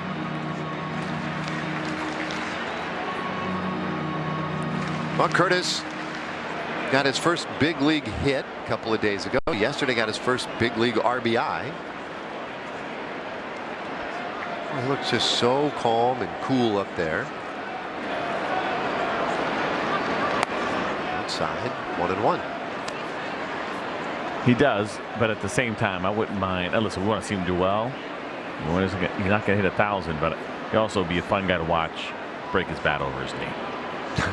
Right? I mean, he's got that look. He's a big dude. Seems like he could snap them pretty easily. 1-1. And that's outside. 96 that time, but nowhere near the zone. 2-1. Yeah, so the only 2 fastballs that Ohtani has thrown to him, he's been hesitant to put them in the strike zone. It almost looks like he's trying to feel for that pitch and be perfect with it against Curtis Terry. I wouldn't be surprised to see an off-speed pitch here in a 2-1 count. It would be huge if the Rangers could cash in a run this inning. 2-1. That one's working for him, especially against Terry. 2-2. Hasn't had one of those real challenging innings yet in terms of pitches thrown. That was a good fake. Hello. Almost got him. What's going on there? Clearly asking Fletcher to get a little closer just in case he does want to throw over there. And Brock's doing his best to be as big a nuisance as possible.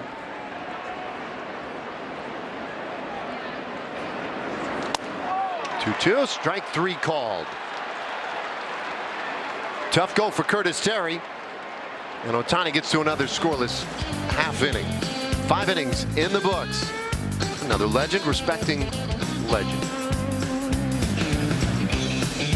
Weekdays, take a pregame trip around the league. See batting practice, fielding drills, player interviews, and expert analysis. He gets it there, and then from here he goes, bam! Get exclusive access only on The Rundown. Weekdays, only on MLB Network.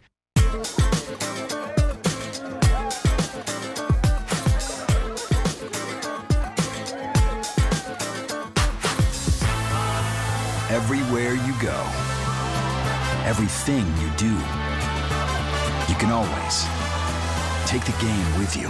And you can bring your friends.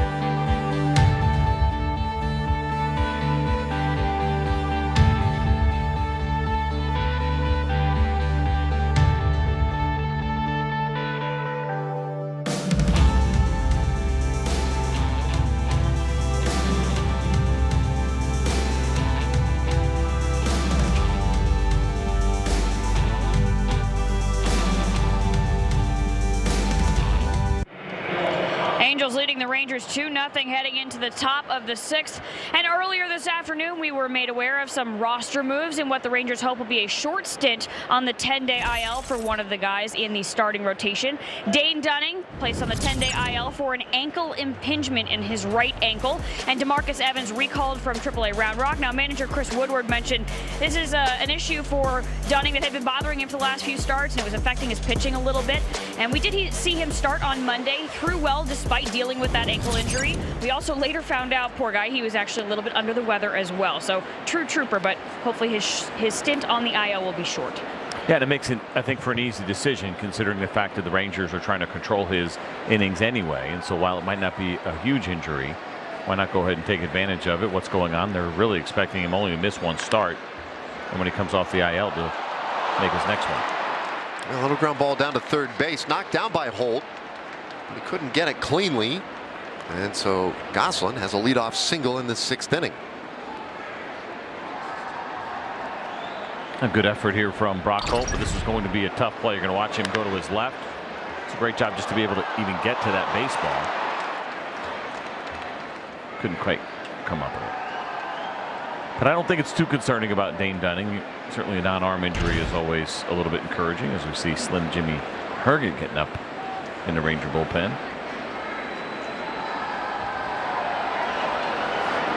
I think for a lot of pitchers, we've seen it. There's a little something going on that you might usually pitch through. This year, they don't bother. No, it's almost like an excuse, a good reason to give a guy a little time off and preserve some innings, some pitches, when you need to find ways to limit guys a little bit.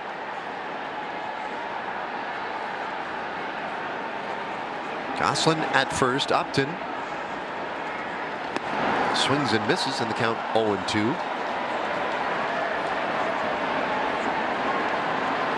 Allard allowed the run in the 3rd, give up the home run in the 5th inning to Mayfield, and that's it. 2 runs on 6 hits.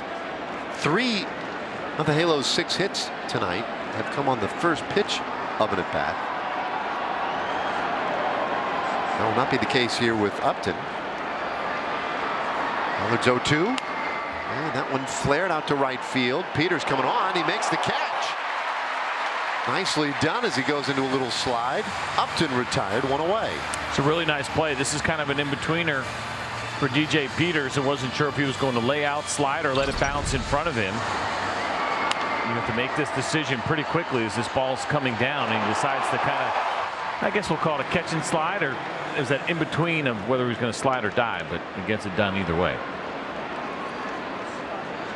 It looked like he was about to go full extension, then he kind of broke it down a little bit.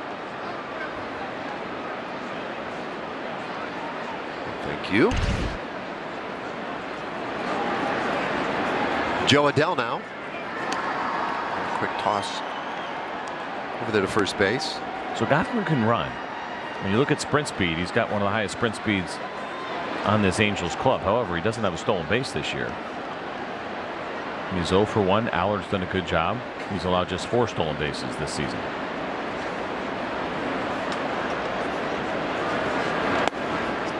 I think it's that one in for a strike to Adell. Adell is grounded out and struck out tonight.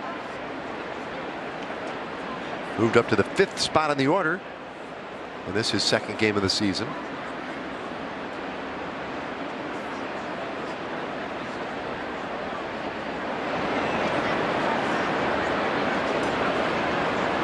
Allard with that long set. And that's up and out. I barely got that one. Almost sailed away on Allard.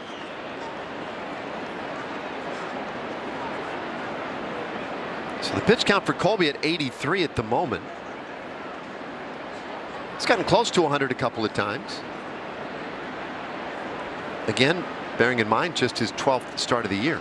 This one is a little low. 2-1. When he worked his way into the rotation, Allard became the 8th different starter this year used by the Rangers. That was after his 10 appearances out of the bullpen. And at 23 years old, he's already in his 4th big league season. Found a way talking about, sorry, Dave, the total starters used so far this year for the Texas Rangers. They're up to 9 now. And not a bad number. This is the fewest starting pitchers used in the big leagues. Amazingly, the Boston Red Sox have only used 6, and really they've only used 5. It was Taylor Hawk was kind of picked, a couple that he picked up in more like an opener situation, but the Reds, the Astros have only used 8, so the Rangers, they haven't had to dig that deep necessarily to find starters. Ground ball shortstop to second one. Ibanez defers. In time, got him. 6-4-3 double play, and it ends the inning. It seems like no matter who the Rangers throw out there, double plays are just part of what they do as an organization. We talked a lot about the Andy Ibanez defense. You're going to see a nice looking turn and a strong throw from him just to barely get Justin Upton. Oh, excuse me, Joe Adell.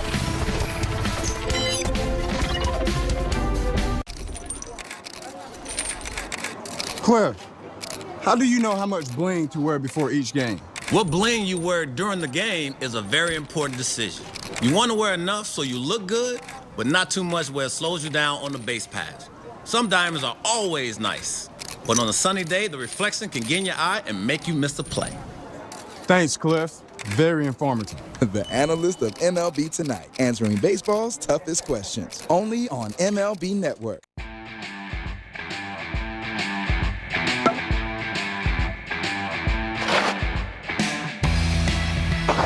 It's time for MLB Pitch, Hit, and Run, presented by MLB Network, the official youth skills competition of Major League Baseball.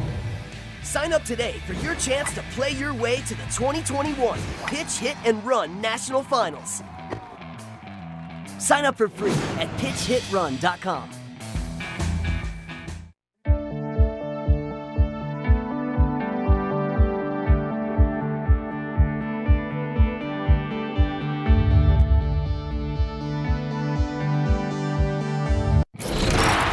Now for our Baylor Scott and White Health game diagnosis. Shohei Ohtani making the start tonight against the Rangers, and the swings and misses, well, they have been there. The strikeouts on the breaking pitch. We've seen the slider down and in there to Nate Lowe. We've seen the split finger. There's another slider to DJ Peters, and Curtis Terry looking at another breaking ball as well. Shohei Ohtani has thrown the ball well here tonight against the Rangers. 5 innings, 3 hits, no walks, and 5 strikeouts. 50 of his 73 pitches have been strikes here tonight.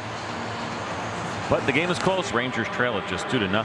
Kolby Allard has thrown the ball pretty well on the other side of things, and so perhaps an opportunity as we get a little bit deeper in this game. Dave and I were talking about it earlier. Second and third time through the order for Shohei Ohtani this year. He's been pretty dominant.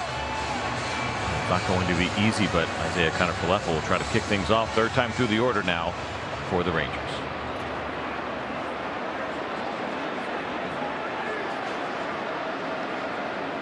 All right, there's still time to get it done, but they've got to show a little life here. Isaiah has one of the Rangers' 3 hits so far tonight. Popped up in the first, singled in the third. And he takes it down low, ball 1. So most hits since the All-Star break for a Rangers hitter with 15. Ibanez has the highest average among the Rangers since the break. But there are some signs that things might be coming back together for Isaiah. And he hits this ball hard out into left field. That will be extra bases. Rattles around out in that left field corner. And Isaiah with a leadoff double in the 6th.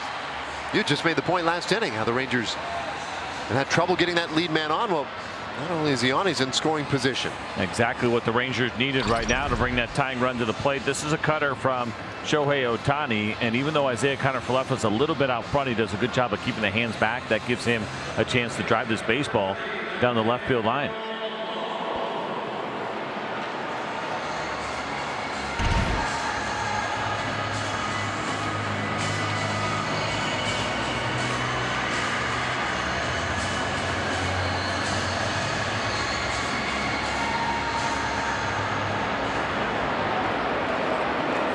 All right, so Isaiah out there.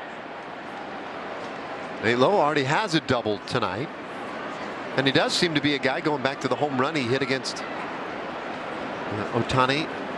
The last time Ohtani pitched here, maybe he's a guy who has some comfort level against the Angels right-hander. See if he can deliver. Little bouncer, right side of the infield, and Fletcher's right there. And that is the first out of the inning. Kiner-Falefa gets to third base, but there is now one out. A productive out, not necessarily what Nate Lowe is trying to do there, but for the Rangers, at least he gives them one shot at a potential sacrifice fly. We'd love to see them scratch one across right here at least. It's been a difficult night against Shohei Ohtani. We were talking about some of the command issues that he's had at certain points this season, including against the Rangers. 16 strikeouts and 8 walks in 9 innings against the Rangers coming into this game, but it's been a different story. He's done a great job filling up the strike zone with no walks tonight.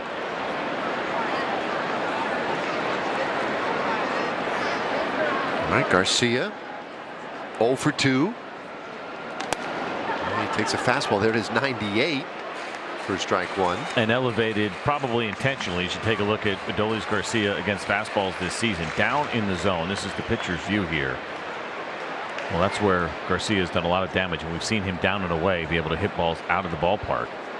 And for Shohei Ohtani, knowing that he uses that fastball 63% of the time, it does make sense that he would try to elevate that fastball as opposed to throw it down in the zone against Garcia. Oh, big swing and a miss.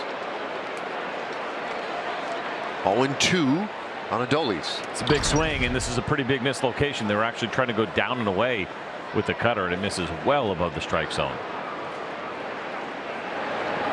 I think Garcia was thinking about tying the game. Not the sac fly, not the ground ball with the infield back.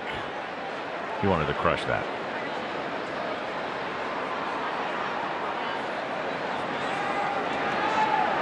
Oh, 2.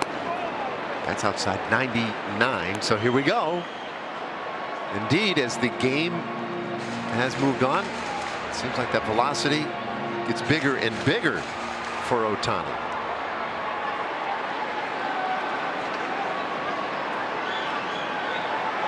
Definitely a power on power matchup here. 1-2. And a foul ball.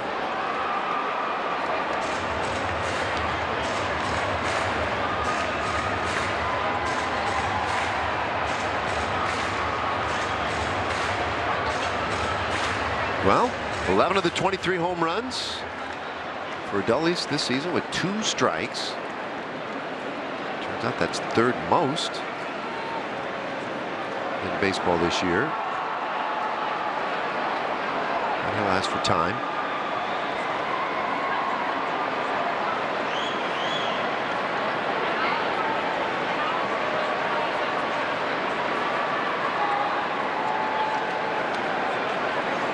Kiner-Falefa at third. Here it is. And a chopper, shortstop. That'll get a run home. Iglesias goes to first. But Garcia drives in the first Rangers run of the ballgame. It's a 2-1 game on the RBI ground out. You'll take it, even though we saw the big swings. We know the damage that Garcia can do, and we showed you the home runs that he has hit certain times of the ball game, and 2 strikes, all those things. But right now the Rangers needed a productive out. They needed to get this run across the board. That pitch was probably just off the strike zone, but again, like I said, you'll take this because you want to get at least one across here against Shohei Ohtani. Keep yourself within striking distance.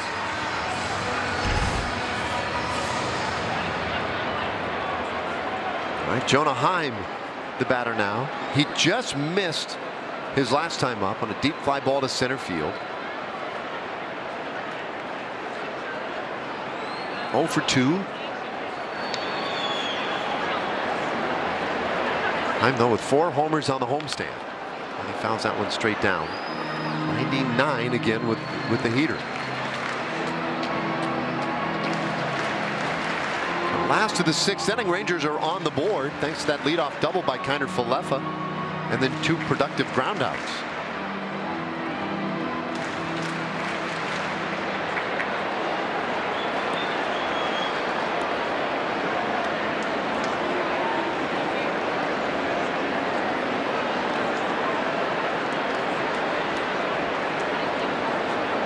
Ohtani at 83 pitches.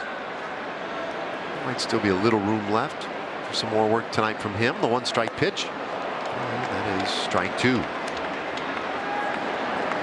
I do think because they give him those extra days off in between starts is part of the reason maybe why they've allowed him to go a little bit deeper, get that pitch count up a little bit higher.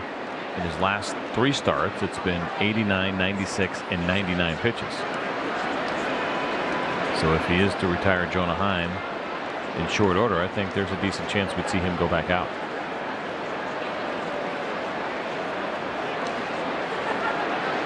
Oh, 2. That's a little bit up. So this is the season for Shohei Ohtani, averaging 84 pitches per start. 105 has been the season high, but he's right at 85. So while, yes, that's right near his average, like I said here lately, we've let him go a little bit.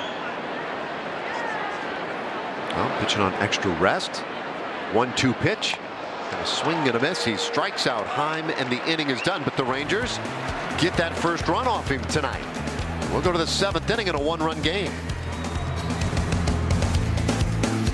Jim, now that you're an analyst at MLB Network, do you find that your days are easier? Hey, Jim, here's the research packet for tonight's show. I'll see you on the set in 5. Maybe a little easier. The analyst of MLB Tonight on MLB Network.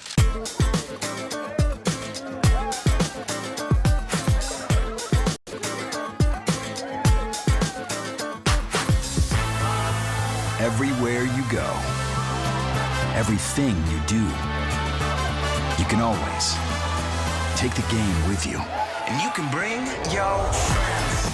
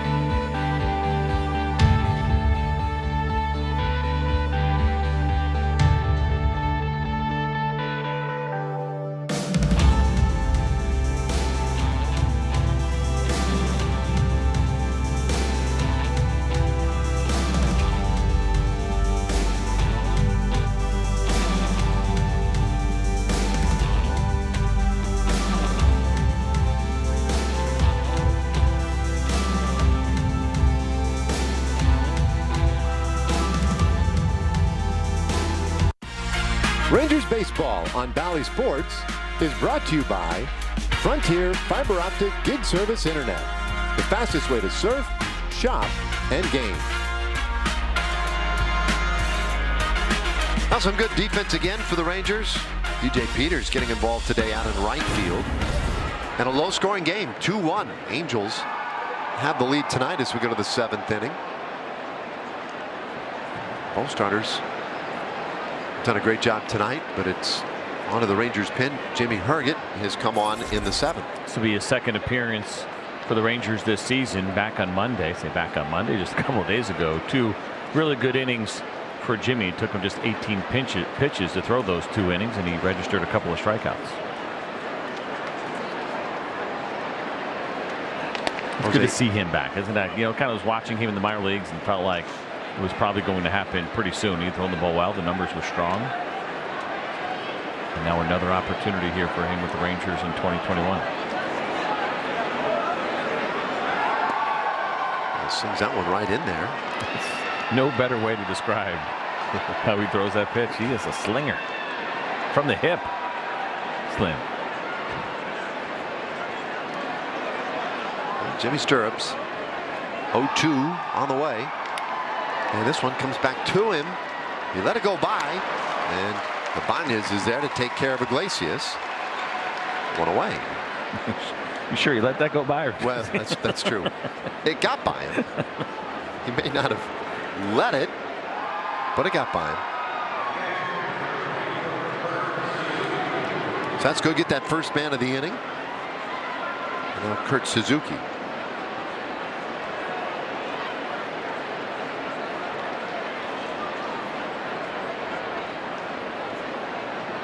Allard 6 strong innings. Couple of runs. 6 hits. That first run so frustrating. No walks tonight for Allard. So the great command showed up again. He's been pretty promising. His 3rd quality start of the year.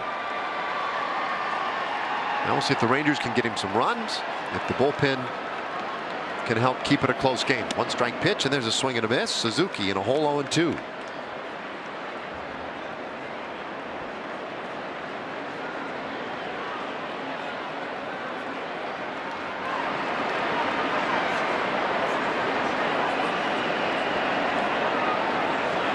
Herget was a big part of the program last summer.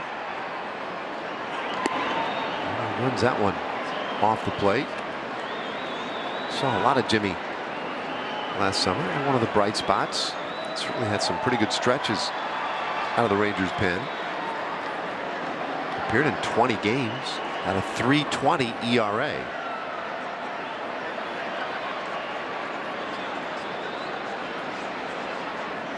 One-two, and this one golfed out to center field. Playable out there for Garcia. 2 away. Well, the attendance figure is in. A lot of tension and suspense about this number. 27,360 paid attendance today. I want to congratulate you before anybody else gets to it. Really? You're not pulling my leg with that number? 27,360. I said yesterday it was going to be 26,185. All right. Things looking up for old CJ. Well, we got to get you over to Choctaw. Let's see if we can really do something productive with this ability of yours. You said 24,000, right? That was your guess? Yep. Sarah said 24,500. Yeah, 24,500 was my guess, and I guess I did not hear you change yours, so I was under the impression you were in the low 24s too. That's true. That's true. Here's the good news for both of you guys. You're on the podium. That's true. I'll take it. That's like a participation ribbon. Well, they're going to play your anthem. It's Olympic time. What is the Nebraska anthem? Do they have one? Is there a state anthem? I don't think there's a state anthem. There's a school fight song. That'll work. Herget ahead, a ball and 2 strikes on Lagares, trying to make it a 1-2-3 inning. And that's just a little bit wide.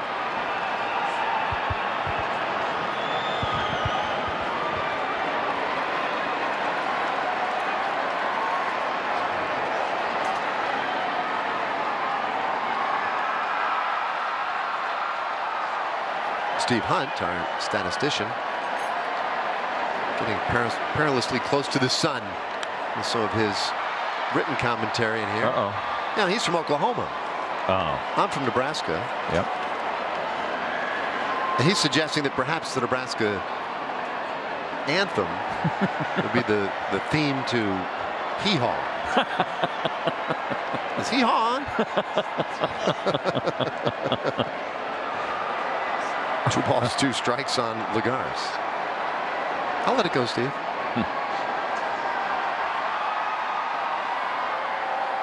I had a faceplate on my light switch as a kid in my bedroom. I said, my favorite team is Nebraska and whoever is playing Oklahoma.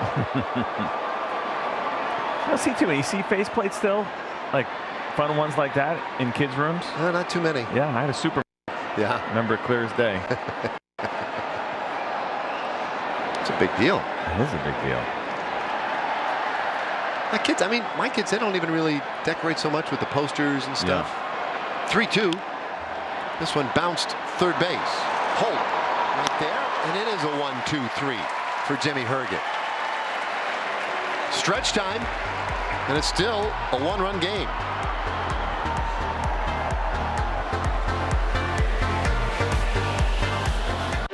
You didn't see me, but I was there. I've been part of every rivalry, every dynasty, every game, set, match. I've been been on the backs of champions, smashed world records, and I was even there for your personal best. I am synthetic fabric, and I am made from crude oil. Nerds! Have new money goals this year? NerdWallet can help make them happen. Like getting auto insurance to match your new 0-mile commute? We have tools for that. Want to refinance your mortgage and put those savings into the college fund? We have tips for that too. Or get a low-interest credit card for your long-awaited honeymoon? We can help you find the one. Credit card, that is. Discover and compare the smartest credit cards, mortgage lenders, and more on NerdWallet. For all your money questions, turn to the nerds.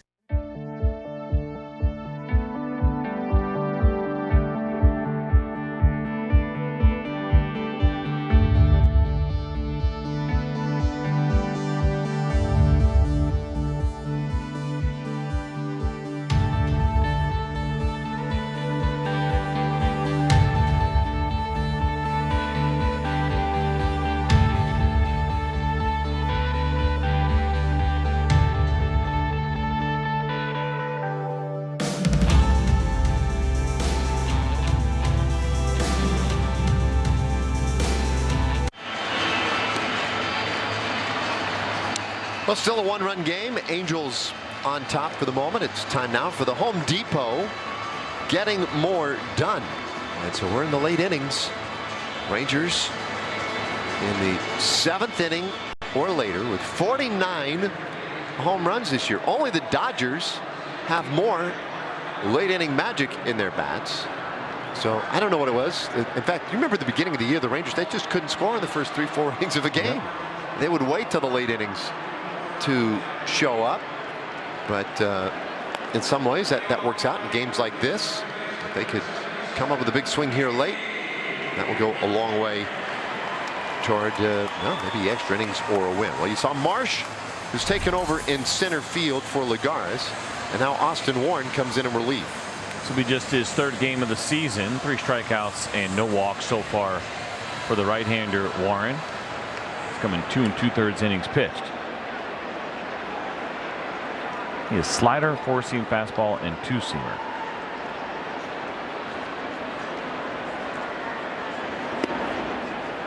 First pitch from Warren, that one in there for a strike. Now, not just because Steve's here and he's from Oklahoma, I'm going to talk slowly here and explain what happens, why there's a new center fielder along with the new pitcher Warren. But when you bring in the relief pitcher for Ohtani, that means that the new pitcher has to go in the lineup somewhere, and they don't want him going into Ohtani's spot, so they do a double switch.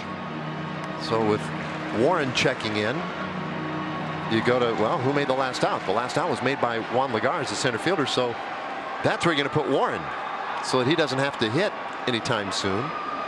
Marsh, the center fielder, will go in Ohtani's spot in the order, batting second. There's a little comebacker. And Warren underhands to first in time. And that is out number 1.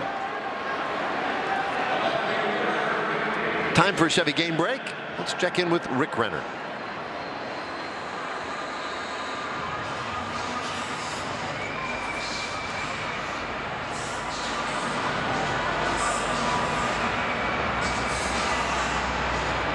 How about that? That's right. And it's only a 2-game series they're playing. So this is it. And so think about, as we take a look at the National League West, the Dodgers have some work to do. The Giants continue to hang in there. But for Max Scherzer to make his debut in Los Angeles, and if he punches out a couple of those Astros, thinking about Carlos Correa, Jose Altuve, the ovation that he would be getting in Los Angeles will be large. When they've had, I think, 52,000 fans there last night at that game, just to go boo the Astros. And one little note, by the way, we were talking about Justin Verlander earlier and the idea of Shohei Ohtani, the way that he showed some increased velocity as the game went on, very similar to what we saw from Verlander when he was healthy. There was some thought that he may be able to come back and help them at the end of the season or into the postseason, but James Click pretty much shut that down today and said that he likely will not see Justin Verlander. His doctors had said it was a bad idea for him to try to pitch coming back from that Tommy John surgery. So Or Justin Verlander putting on his, I don't know, going into the phone booth, putting his uniform on and coming out and helping in that Astro bullpen. Ooh, strike 3 called right at the bottom of the zone. Jason Martin strikes out looking, and 2 gone. Warren's come in and taking care of business. Some frustration here for Jason Martin. That ball looked like it was down. It was pretty mislocation too. They were trying to go off the plate with this fastball away. It's borderline. And you can see the movement there from Suzuki, which kind of gives it away a little bit as far as what he thought. And the out pitch is just below the zone. Frustrating strikeout for Martin. So big DJ Peters now, all 6'6", 225 pounds of him. And he takes ball 1. I asked DJ today during batting practice. He said, surely you played a little basketball in your day. And he kind of got excited. Yes, I did. 1-1. He said, in fact, my high school coach, his name was Mike Leduc. He was a coach at Damien, a private high school, prior to moving to Glendora, where Peters grew up. Anyway, he said he coached Mark McGuire in basketball back when he was in high school. His freshman year, he said, but McGuire played a little bit like a gorilla. And he suggested to him after his freshman year of basketball that, hey, he might be better off just sticking with baseball. Don't worry about it. Love your stuff, but we're good. Now begs the question, would Jonah Heim take a charge from DJ Peters based on what we heard about Jonah Heim's basketball career in Buffalo? I wouldn't. I don't think I would either. He was a big guy, power forward, sometimes post. 3-1 pitch, and it's a full count. He said he could step out and shoot a little bit. He said, but really, I was best backing him out and down and working inside, which you would expect. But yeah, I think he really, just in the short conversation, it seemed like he really kind of enjoyed his time playing basketball. 3-2, and he hits this ball sharply off the glove of Iglesias and out into short left field. Peters hustles around first, and he is on with a 2-out single. Sounded like he hit this ball pretty hard, and he did at nearly 108 miles an hour. Slider in the middle of the plate, and that's the excitement surrounding DJ Peters, is some of that exit velocity that he is able to generate. Iglesias is a very good shortstop, but this ball was smoked. He could not come up with it. He had a chance to almost catch that ball in the air, it looked like.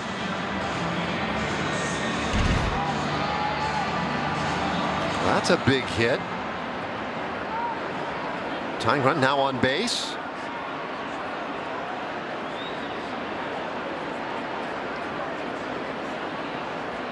Brock Holt 1 for 2, and he takes outside. 2-1 our score, bottom of the 7th.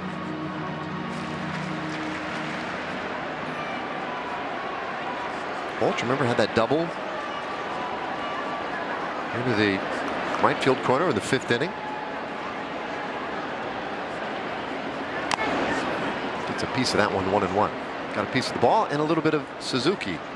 The ball did anyway. Couldn't tell if that might have caught his bare hand a little bit on the foul tip. See Suzuki grimacing back there a little bit.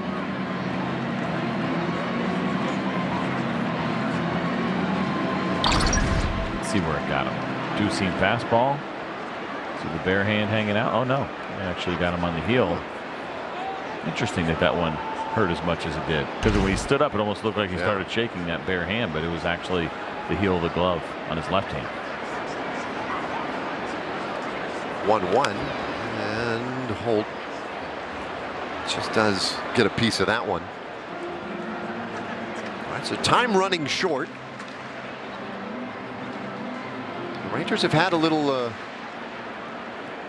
don't know, sense of the dramatic on this homestand, but there's no sense in waiting till the end here. I mean, go ahead and cash in now if you can. Slightly open stance there for Holt. Runner goes. Pitch is high. Throw down to second. Nowhere near in time. In fact, goes into center field. Peters hops up. He heads for third. So he gets his first stolen base and moves to third on the throwing error by Suzuki.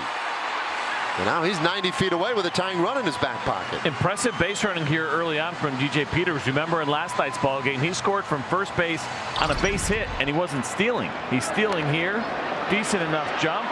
Head first slide. He pops up with zero hesitation and gets down to third base pretty easily.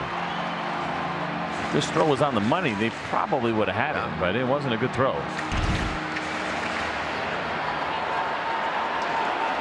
That's the 8th error this year for Suzuki.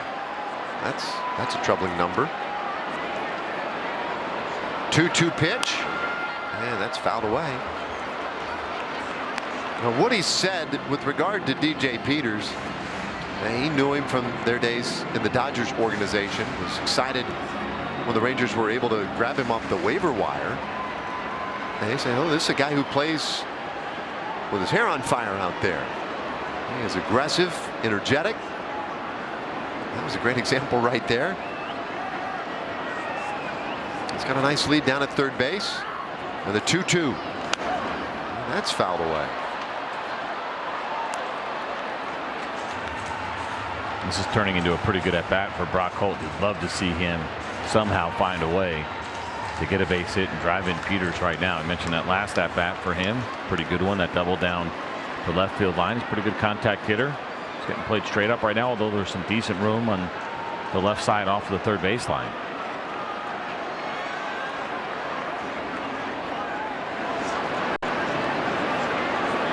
Two.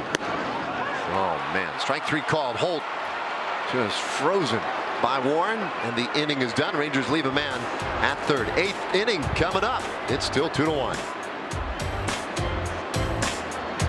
Nerds. Have new money goals? NerdWallet can help you find the credit card to make them happen.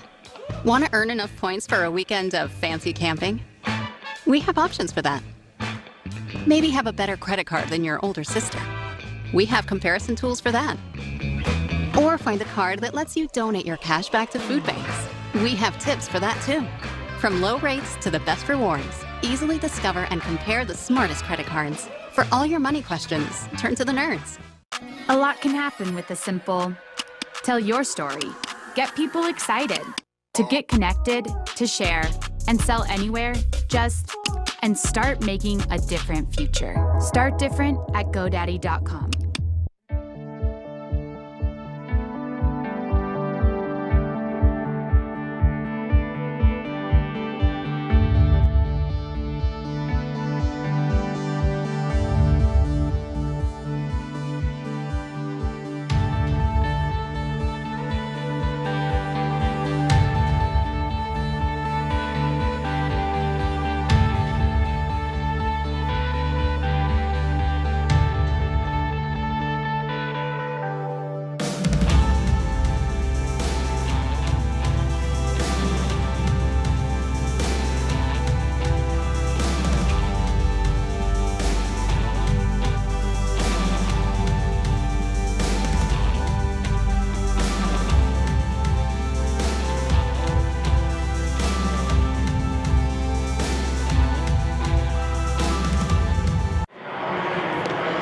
Rangers trailing by 1 heading into the top of the 8th inning, and Joe Barlow out on the mound for the Rangers to start this frame.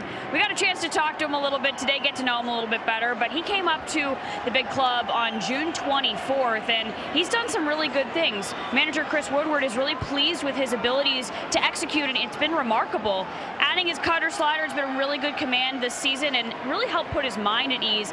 And what he doesn't want to use the label closer, but that's what he's seeing from Joe, that closer level stuff. And you saw those numbers there. To add to that, he's thrown 9 2/3 innings since he's gotten up here and had 14 strikeouts in those innings.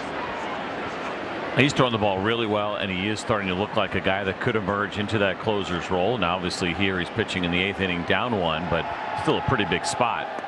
And yeah, his development and everything that's happened with his career, I found it fascinating today listening to him talk about kind of the development of his pitches. You know, it registers as a slider with the naked eye. It kind of does look a little bit more like a cutter.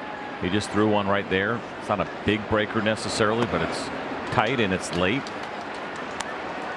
But all of it's fascinating because to me, when he talked about not going to the alt site last year, despite the fact that he was in spring training, and maybe understandably his feelings would be hurt by that, but he ends up at Driveline anyway in September and works on this pitch that's helped him a ton. So it worked out in his favor probably. Not to say that the Rangers couldn't help him develop that pitch, but the reality is that sometimes it happens with other coaches in other places, and professional teams are certainly aware of that.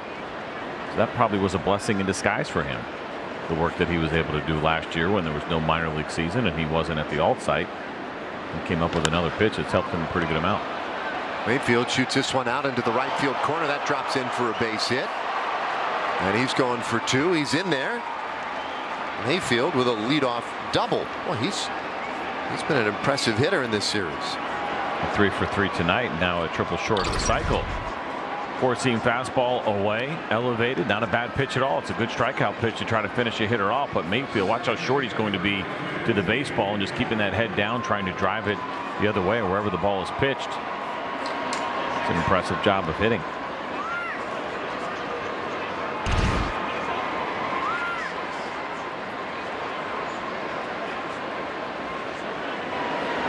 So Mayfield in scoring position, top of the order here. Fletcher had a triple his last time up, 1 for 3.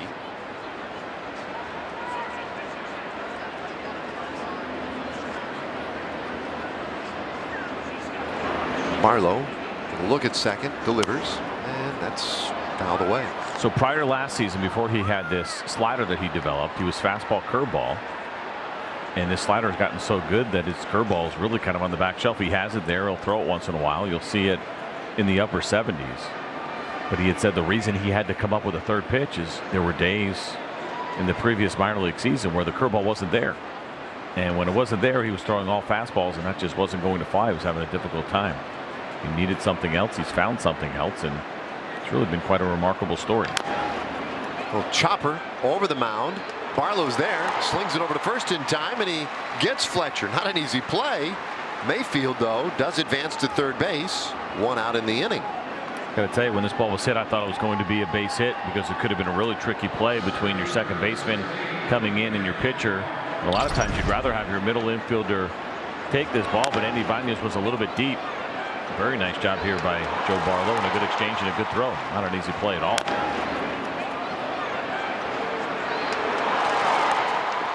You see him kind of look out to second base there as he was fielding that ball because he knows Ibanez is coming, and he didn't want to have a collision. It was a good read by him. So 1 out, and now Marsh, who came in to play center field in the 7th inning, and he takes ball 1, his first at bat of the night. Average at 173 for Marsh, just 23 years old. This is rookie season. And he takes a fastball right at the bottom of the zone for a strike.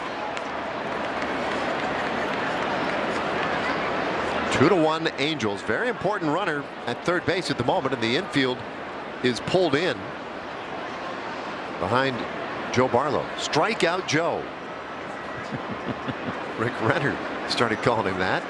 That's kind of a cool name. Why not? He struck out 8 straight. He set a new franchise record. A record he was completely unaware of until told afterward what he had done.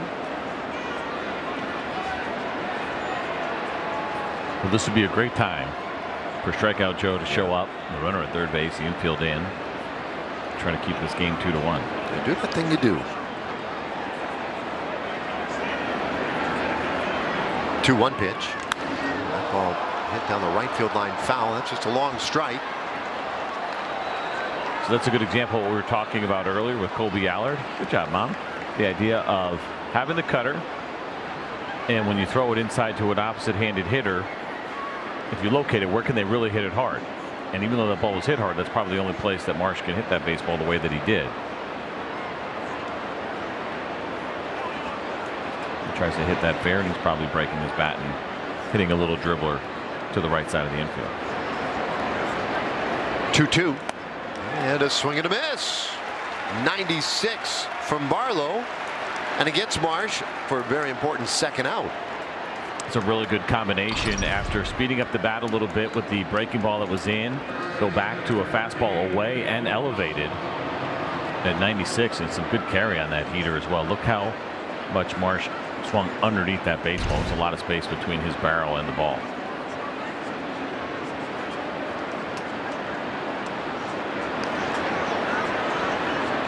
So now Goslin.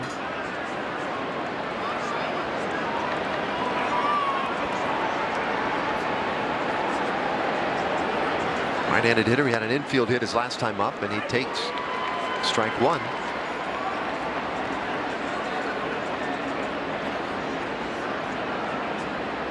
Leadoff double by Mayfield. Moved up on the infield chopper by David Fletcher.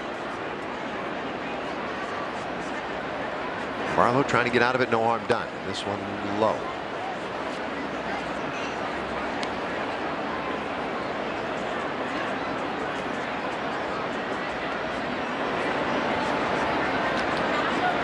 Allard gave the Rangers a quality start. Jimmy Herget came on and threw a perfect inning of relief. And that one pinned right on the outside corner. Strike two. Yeah, there's that slider again. It's not a big breaker with a ton of horizontal movement, but it is really tight and really late.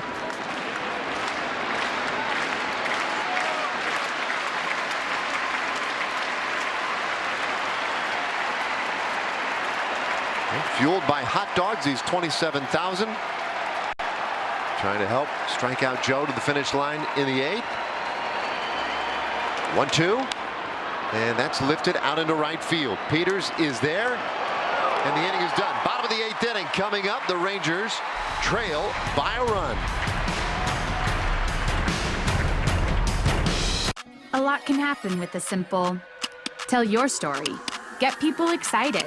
To get connected, to share, and sell anywhere, and start making a different future. Start different at GoDaddy.com. You want that home run feeling? Then step in the box and let it rip. Get ready for the Major League Baseball Junior Home Run Derby, powered by MLB Develops. Compete locally and swing your way to the 2021 Junior Home Run Derby Finals. Sign up for free at jrhrd.com. Hey Al, during tonight's show, what was that meatball you threw? Meatball? That was a hitting demonstration, and that's what I was supposed to do. Right. Next question. The analyst of MLB Tonight, answering baseball's toughest questions.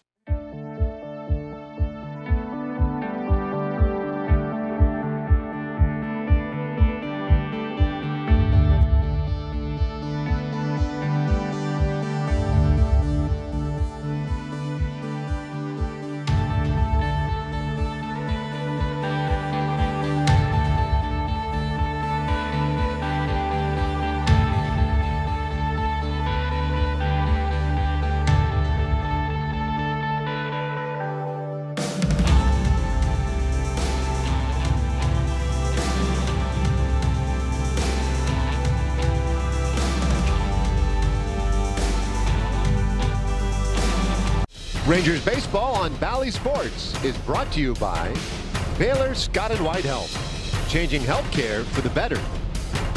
And Choctaw Casino and Resort Durant, expanding August 2021. Stakes raised. All right, we got a good one going here tonight. Bottom of the eighth inning, a 2-1 ball game. Angels with the lead. A nice crowd on hand on a Wednesday night. They came out to see Shohei Ohtani pitch. See if this Rangers team could get a winning homestand. And of course, for the discounted hot dogs. Now they're going to get Steve Cishek in the eighth. This will be his 53rd game of the season. 45 innings pitched and just one home run allowed. He does a nice job of keeping the baseball on the ground. He's done that 54% of the time this year. It's a two-seam fastball that averages 90 miles an hour. He's got a slider and a 4-seam fastball as well. His first pitch to Curtis Terry off the plate. Ball 1. Terry 0 for 2. Struck out twice against Ohtani.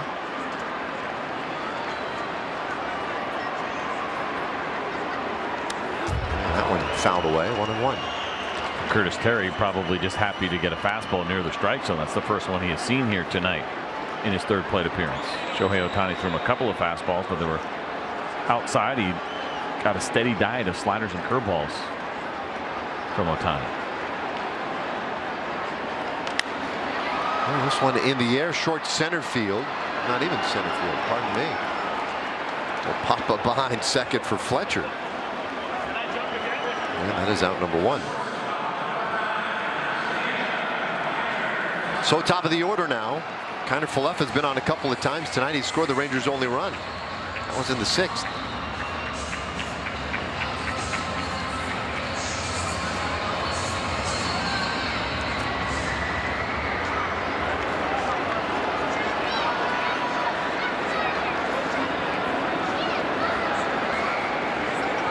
Cishek just a little bit in with that one.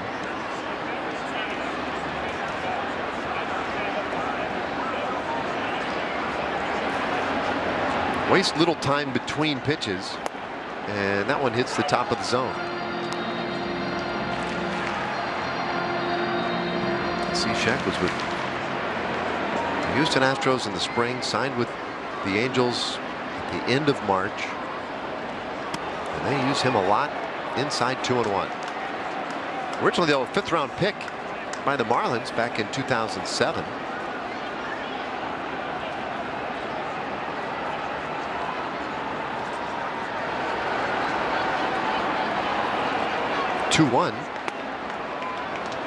That finds a corner. It can be really tough on right-handed hitters because of the arm angle. And then you saw that fastball that was inside to Isaiah Kiner Falefa, and he was a little late getting out of the way. And that's because he's tough to stay in there against. You're trying to protect against that slider away, so it makes it hard to pick up the fastball in. And this one, he just fights it off into right field. That's a base hit. So Isaiah with his 3rd hit of the night. And again, the Rangers get that tying run on base. It's a good job by Isaiah. I mentioned this is a tough right-on-right at bat. It's a 2-seam fastball, and this one caught a little bit more of the plate. They were actually trying to go away with the heater and missing up and over the plate. And that little short swing there from Isaiah yields him a base hit.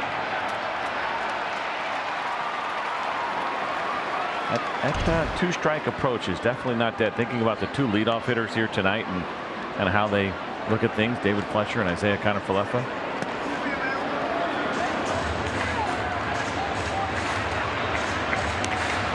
Check swing there by Nathaniel Lowe. A double back in the first, 1 for 3.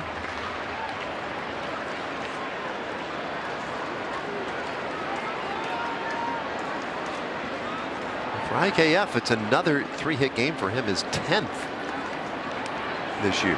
His 10th game of at least 3 hits. Although it had been a while. The last one was on June 12th in LA against the Dodgers. We said it earlier, though, there's some signs that it looks like he might be coming around again. And on the inside corner, 1-1 to Lowe.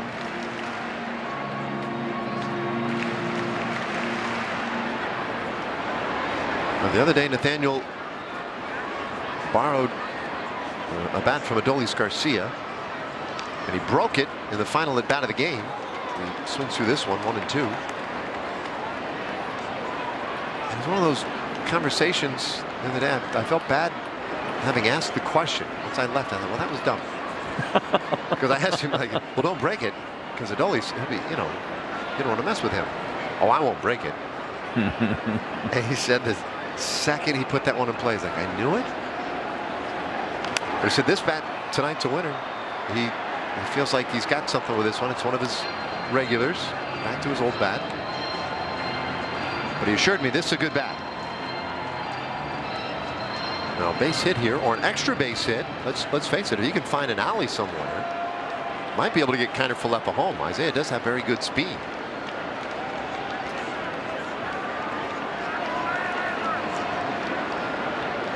1-2 from Cishek. Very high. Looked like a little bit of an overthrow, and when you're a sidearmer, that's the last thing you want to do, right? We know that more guys, more often than not, that come from a lower arm angle don't have overpowering velocity. You don't want to be peeking up the radar gun. You don't want to overthrow because you end up losing that movement that you rely on from that lower arm angle. You don't want your ball straightening out and missing up in the zone. Inside here, and it's a full count. All right.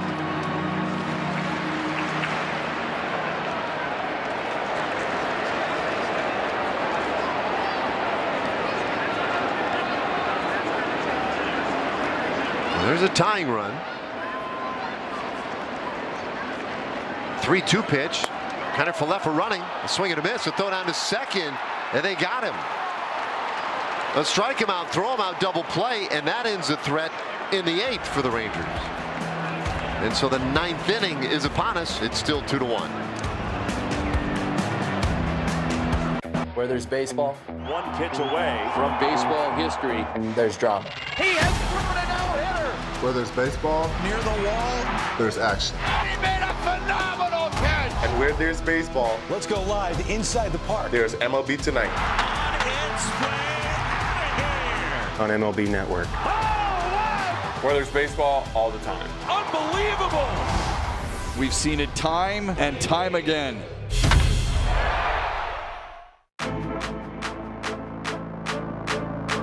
You want that home run feeling? Then step in the box and let it rip.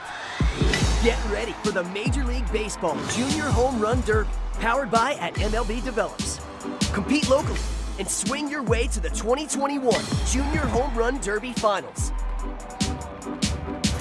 Sign up for free at jrhrd.com.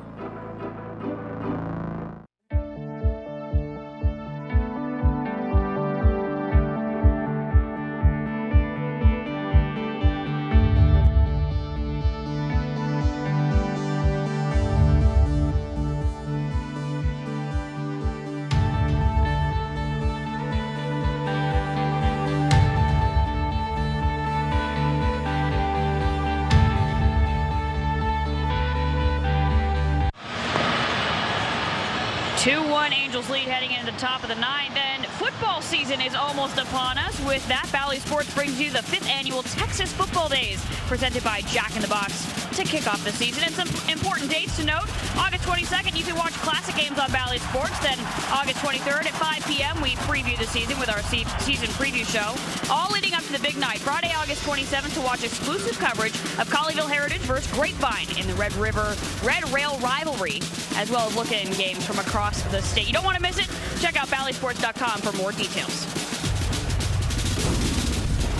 Gosh, I mean, it has happened fast. But indeed, as we have reached August, you get to that point. In fact, you know, Fred, he runs the media elevator. He's the best. Mm-hmm. I was talking to him today. I think tomorrow he has he's got a school function that he has to go to, because, you know, he's a crossing guard. Okay. Locally here, and he's already getting fired up for that. Yeah. The kids are going back to school already. Didn't the season just start? Yeah, my kids are in school already. It's wild. Should be illegal. It always goes fast. Drew Anderson on a pitch here in the 9th inning. And we showed you his numbers from the only game that he's pitched here with the Rangers back on the 31st against the Seattle Mariners. 3 shutout innings. Did a very nice job through 46 pitches in that outing. This one in the air, out of play. Count 0-2 on Justin Upton. There it is. Reach into a grab bag. Got it.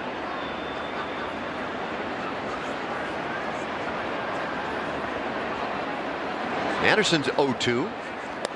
That's very high.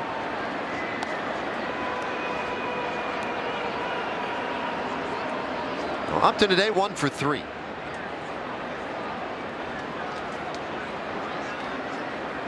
We saw Henderson the other day, Saturday, made his Rangers debut. 3 shutout innings against the Mariners.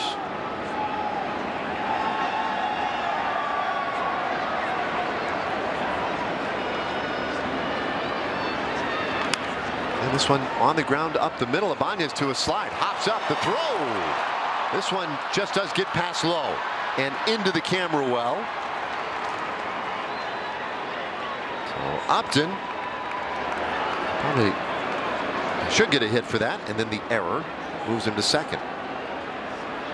I tell you, it's amazing how many opportunities Andy Ibanez has gotten here to go up the middle and make plays like this. We've seen it a couple of times. This was a tough throw, and part of that for Nate Lowe was trying to stay on the bag, and he couldn't. Well, I guess he could have got off the bag and tried to make the catch, but he tried to do both, and that ball just kind of faded away from him a little bit, which ultimately led to that error.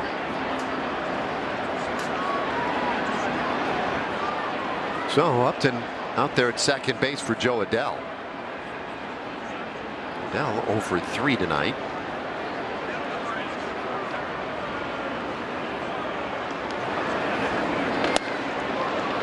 Anderson rushes that one past him at 93 miles per hour.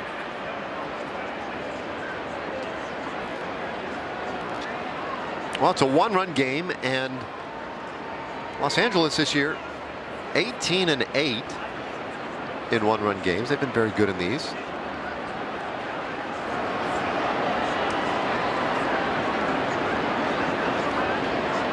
Anderson checks second, delivers, and this one in the air center field. Garcia angling back, reaches up and makes a catch. What a play. Adolis Garcia once again with a beautiful defensive play.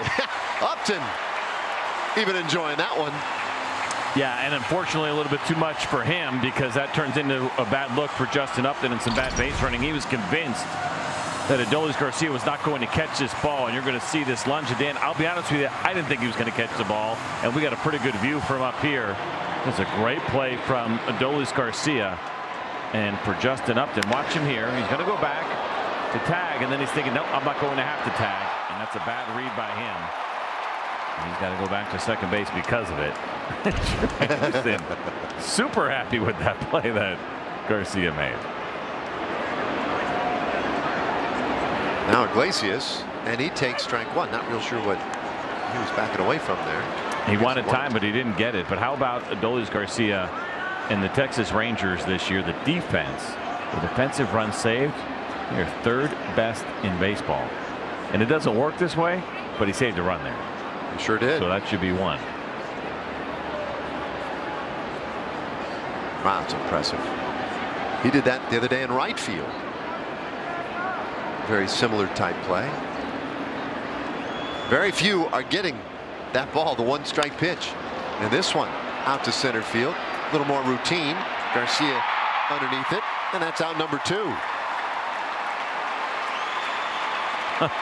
Adolis Garcia wanting to have a little bit of fun right there. He did jump for that ball, which you want to be a little bit careful about, but he also showed off the arm. There was no chance that Justin Upton was going to tag.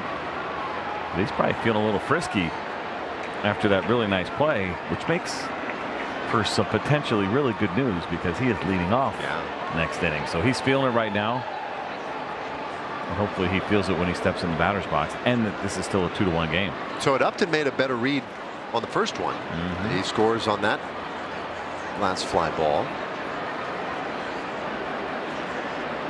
Now 2 big defensive plays, or rather 1 big defensive play, but 2 good plays overall by Garcia.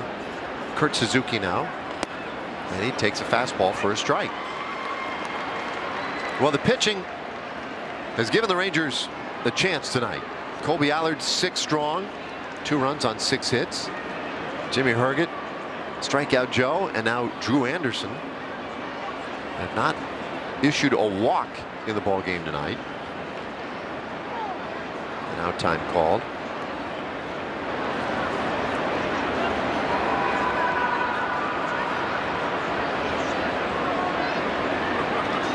And all this potentially setting up an exciting bottom of the ninth, if Anderson can get one more out.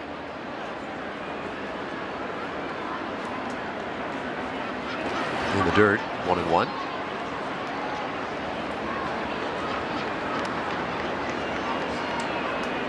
Suzuki, we mentioned it earlier, very much a veteran catcher, 37 years old now. He's playing in his 15th major league season, albeit his first with the Angels.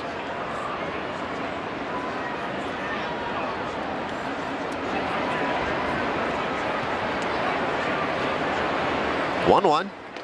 About that note right there tonight for both of these clubs. 0 for 14 with runners in scoring position. There's 2 straight at bats where the Angels just went 0 for 2.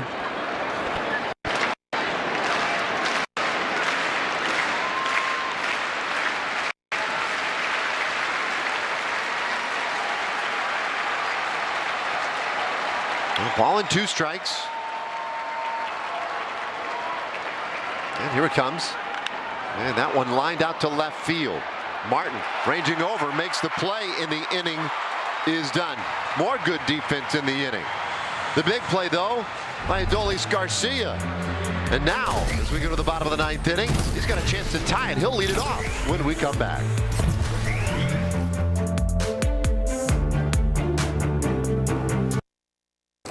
Hey, Uncle Dan. Zach, go ahead. So, what's your approach after a bad show? A bad show? You think I had a bad show? Well, you flubbed 2 lines in the intro segment. How did you feel about that? How did I feel? Next question. Okay. What was on your mind when? What was on my mind? Boy, I hope my nephew Zach doesn't ask any dumb questions. The analyst of MLB Tonight, answering baseball's toughest questions. Only on MLB Network.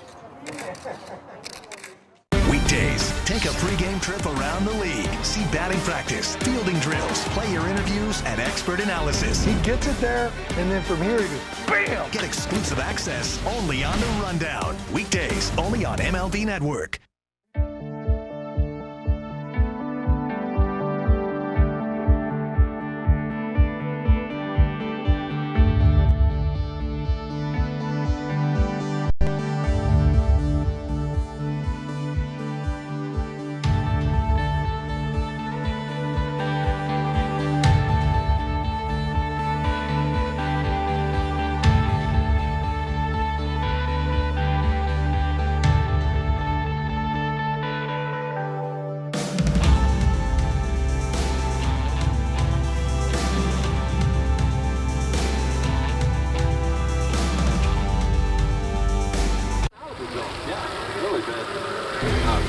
See, at a 2-1 ball game, bottom of the 9th inning, last chance for the Rangers. And they do have the 3, 4, and 5 hitters coming up. Meanwhile, the Angels trying to solidify the defense a little bit. Adam Eaton comes in to play right field. He'll move into the 8th spot in the batting order for the Angels. Dell apparently moved in to left. Raisel Iglesias takes over on the mound. It's been a good year for him. This will be his 45th game. You can see the note there. 22 for 27 in save opportunities this year. Iglesias, the former Cincinnati Red, he settled in pretty nicely. 48 2/3 innings. However, 9 home runs allowed. It's a pretty big number in 48 2/3 innings. He's got a 4-seam fastball that averages 96 miles an hour, slider and changeup. Both of those secondary offerings he uses quite a bit. They've both been very good pitches for him. A 200 batting average on the slider, just 167 on the changeup. Well, as we mentioned, El Bombi will lead things off here in the 9th inning. Then Jonah Heim, then Andy Ibanez. Pitch from Iglesias, 97.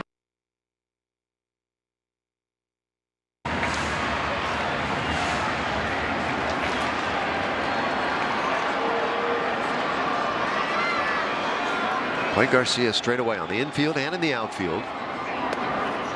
And that's ball 3. Gotta wonder if there's some history between these guys. Iglesias, of course, is from Cuba. It's so difficult to kind of find that. You don't think about it a lot of times either until all of a sudden you get this late in the game in a pretty big matchup. Only faced one another once at the big league level. But you're right. I mean, back in Cuba, they may have seen plenty of one another.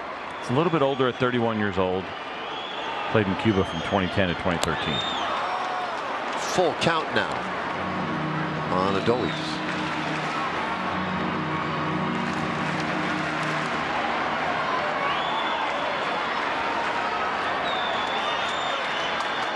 I'd love to see him find his way on. 3-2 pitch, and that's lifted foul out of play.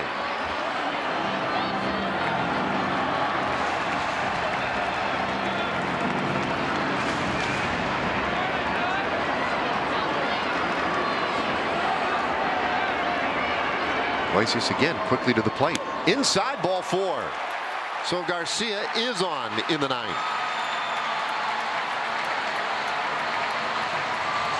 A great way to start it off, especially when you have Jonah Heim hitting behind you, because Jonah Heim is built for these moments, Dave. We know it. In back-to-back games, walk-off home runs for Jonah Heim. We'd certainly like to see that one more time. That was the first one. Here is the second one against the Seattle Mariners. That one was on Saturday. Excuse me, Sunday, of course. Powder blue. What a weekend it was for Jonah Heim. Let's see if he's got an appetite for it in midweek games. I believe that was the first walk of the entire ball game as well. One foul back. Strike 1 on Jonah.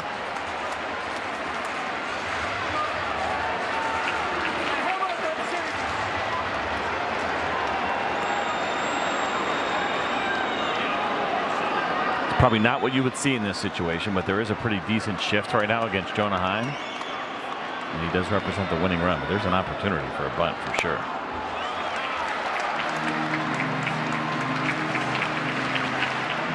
Yeah, don't love it. No, I wouldn't do it because he's got the history. And that's a pretty heavy shift, or at least any kind of ground ball on that left side. The fact that Mayfield's even playing in, it's one thing to be on that entire side of the infield by yourself, but he's playing kind of even with the bags almost. Gotta be careful there. Well, and I hesitate to even acknowledge it, but Adolis does have an issue on the bases. He's run himself into some pretty crazy outs. He's been picked off 3 times this year. He got back easily, but of course, when you have a guy that's got picked off a couple times, you throw it over there. 1 and 2 on Jonah. He's been caught stealing 4 times. He's run into some other outs on the bases. So, I mean, he represents a bit of a wild card out there, but he also represents a tying run. Right now, you just want to see if Jonah can do something special again.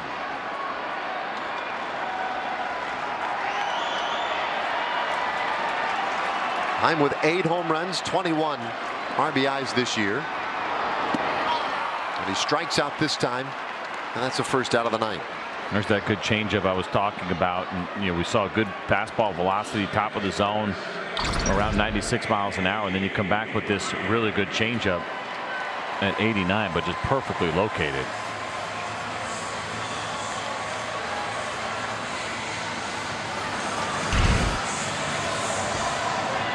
Well, it brings up Andy Ibanez, and again, here's another guy who has found himself in some big spots lately and delivered. And he was trying to right there. Strike 1.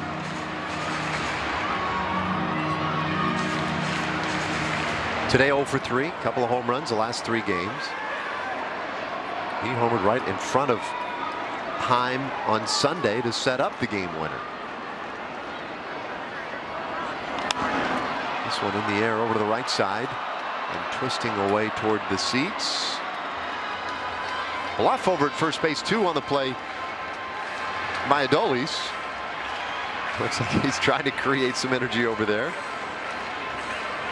We talk about that bluff sometimes too, the idea of trying to get a catcher to come out of his crouch just a little bit in case there is a breaking ball or something in the dirt. You're almost doing your part to see if you can help create a wild pitch.